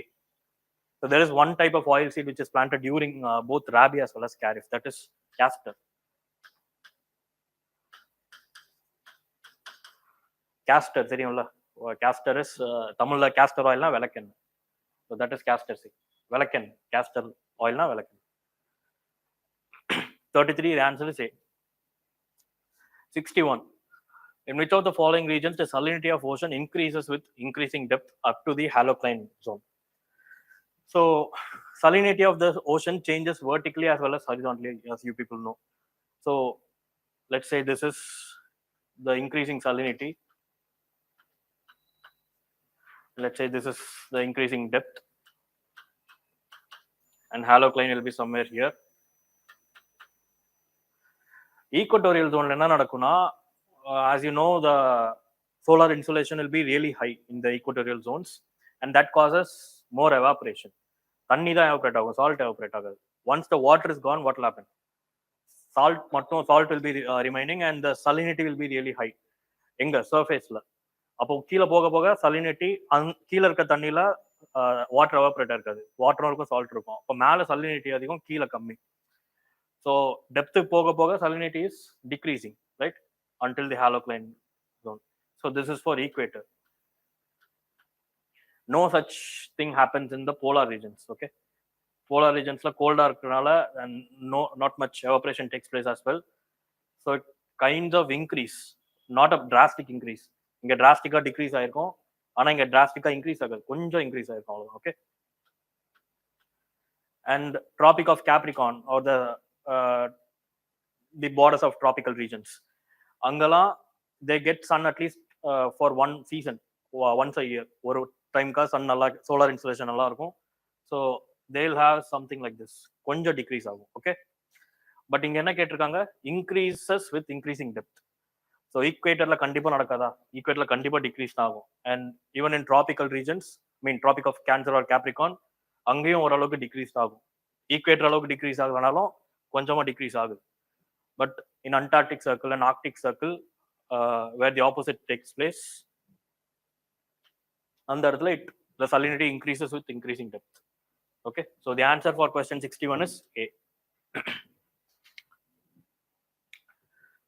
62. Periglacial landforms are one of the evidences of continental drift.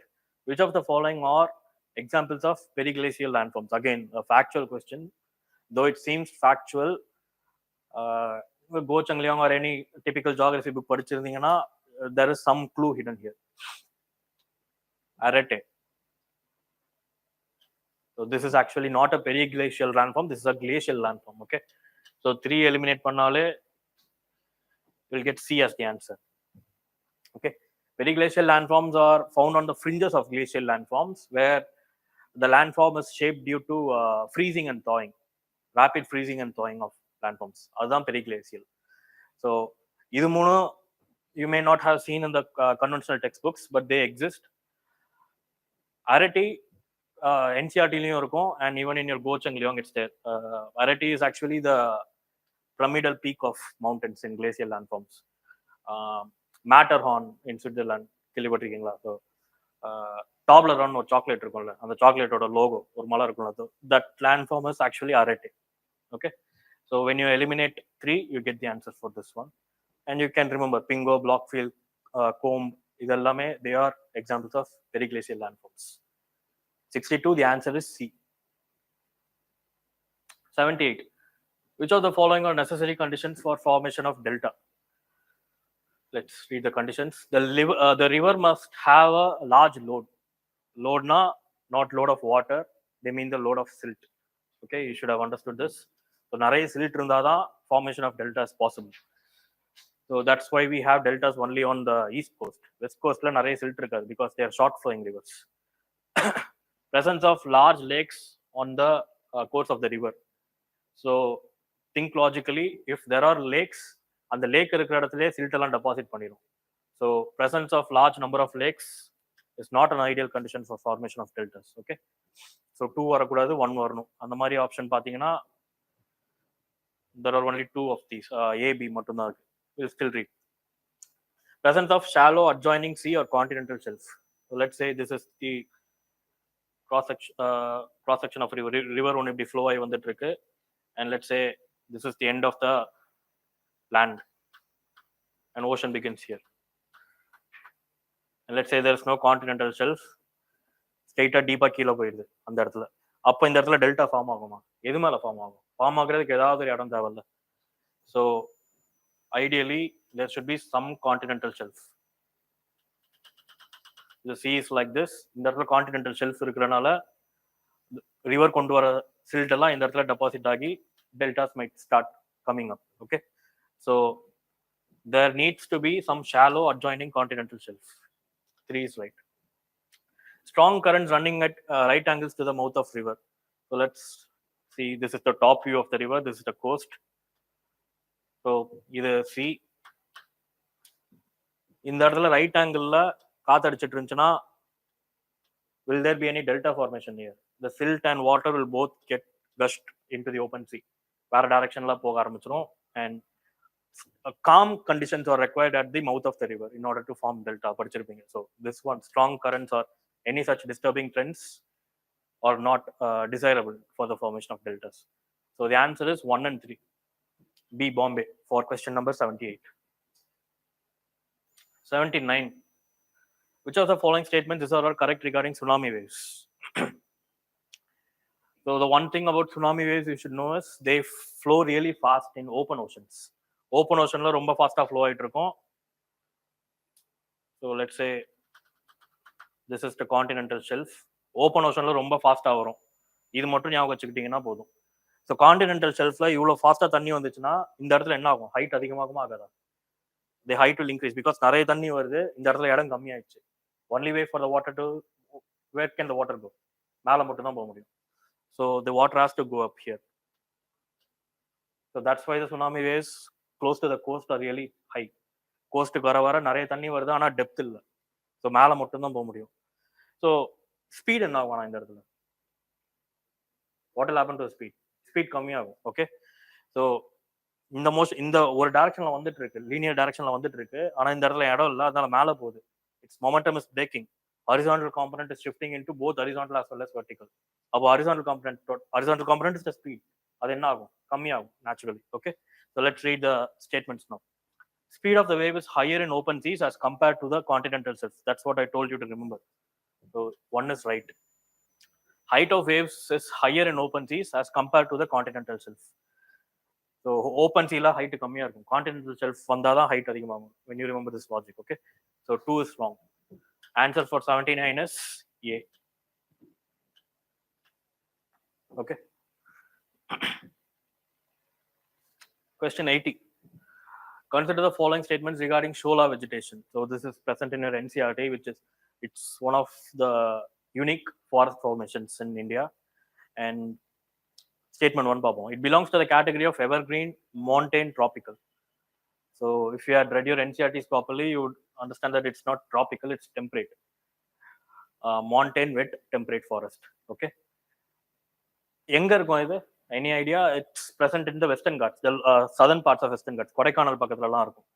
அங்க எப்படி sir tropical வராம temperate வரும்னா, the temperate thing does not only happen due to increase in latitude but also due to increase in altitude.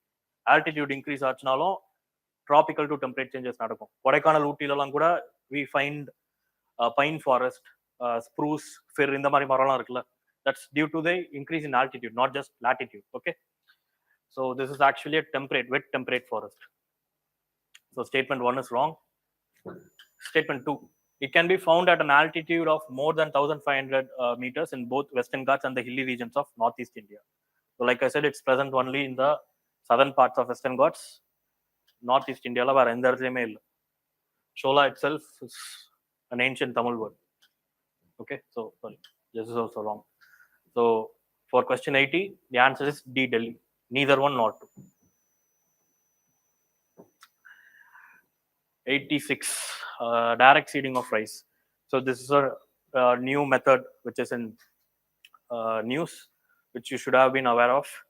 Direct seeding of rice na ipo present enna பண்றாங்கன்னா ரைஸை they sow the வேற எங்கேயோ form பண்ணுவாங்க and the baby plants அதை எடுத்துட்டு போய் பயிரிடுவாங்க in the real fields. நாத்து நடுறதுன்னு சொல்லுவாங்க. Right now direct seeding is you plant the seeds directly. இந்த மாதிரி நர்சரியில வச்சுலாம் எடுத்துட்டு போக மாட்டாங்க. Okay, so let's read. It reduces the water requirement as the first irrigation under DRS is necessary only 21 days after sowing. This is right. No matter how factual it looks, reduces water requirement na you should think of it. Advantages கேட்டிருக்காங்க, புதுசா ஒரு method கொடுத்துருக்காங்க. ஏதாவது ஒரு advantage இருந்தால் தானே it will be in news and it will be of some significance to be asked in the exam. So இந்த மாதிரி ஸ்டேட்மெண்ட்லாம் they'll be probably right. It reduces methane emission. It has to be right. Okay, illana like I said, it won't make the news. Okay, so actually it does reduce the methane emission. The requirement of herbicides is completely reduced. This one is wrong. Completely is an extreme word. Actually it is one of the disadvantages. இதுக்கு சாதா ரைஸோட கொஞ்சம் herbicides அதிகமாக தேவைப்படும் because it's going to start growing from the seed level இருந்து செடியா மாறணும், unlike your nursery plants. Okay, so it actually requires some amount of herbicides which is not present in a lot of the areas which go for paddy cultivation. Fertilizer-um pesticide-um நிறைய இருக்கு, but herbicides are being used less in quantity right now in India. Okay, so completely reduce kammi. Herbicides do get used but in smaller quantities. Okay, so for question 86, the answer is 1 and 2. A. Question 87. IT season. During southwest monsoon, it shifts towards the north of Himalayas. It never goes north of Himalayas. ITCZ never shifts north of Tropic of Cancer. Tropic of Cancer, for example, okay. Statement 2. During northeast monsoon, it shifts south of equator, which brings cyclonic rainfall to the southern coast of India. So during northeast monsoon, இது பார்க்க correct மாதிரி இருக்கும், but if you stitch all together, this statement is wrong. During northeast monsoon, it does not shift south of equator. Northeast monsoon is also known as the retreating monsoon, which happens during October and early November. So on the time, the ITCZ will be somewhere near the southern part of the Indian peninsula, which is not south of equator. Okay, that's first thappu. And that is not the thing that brings rainfall to India. It's the cyclones and the number of depressions which form over Bay of Bengal. Idu irundhalum illanalum the cyclones will be forming. Okay, so this is not the causative effect. So the answer for 87 is D, Delhi. 98. Which of the following is not the major source of source region for the air masses? So air masses are homogeneous regions of air which has similar or same humidity and temperature. Okay, so these air masses are likely to form only over high pressure zones. இதுல எதெல்லாம் high pressure, எது low pressure னு பார்த்தா தெரியும். Equatorial oceanic should be the region where air masses do not form. Major sources னு கேட்டிருக்காங்க. Some air masses form there, but it's not a major source. Okay, வேற இடம்லாம் பார்த்தீங்கன்னா it's likely that there is high pressure there and air masses do form there. Okay, so the answer for question 98 is C. Okay, so that's it, I think. Oh, one more thing. Question 99. So it is a rain-fed crop which can be utilized as, so they are asking about bajra. It is a rain-fed crop which can be utilized both as food and fodder crop. That is true. It can be grown as a mixed crop along with cotton, jowar, and ragi. So that is also true. You cannot deny this statement as well. It can be grown. Okay. So the answer for question 99 is C. Question 100. Which among the following rivers flow through the Chota Nagpur Plateau region? So where is Chota Nagpur Plateau? It's in the eastern part of India. Okay. So Damodar, Chennai is it's called the Sorrow of Bengal. So it is present close to the Chota Nagpur Plateau. Sabarnereka flows through Odisha, drains into Bay of Bengal. It is also there. Betwa in Betwa is a tributary of Ganga. Okay, so it flows somewhere between Madhya Pradesh and Uttar Pradesh. So this should not be the answer. The answer for 100 is 1 and 2, which is C. Okay. Okay, thank you.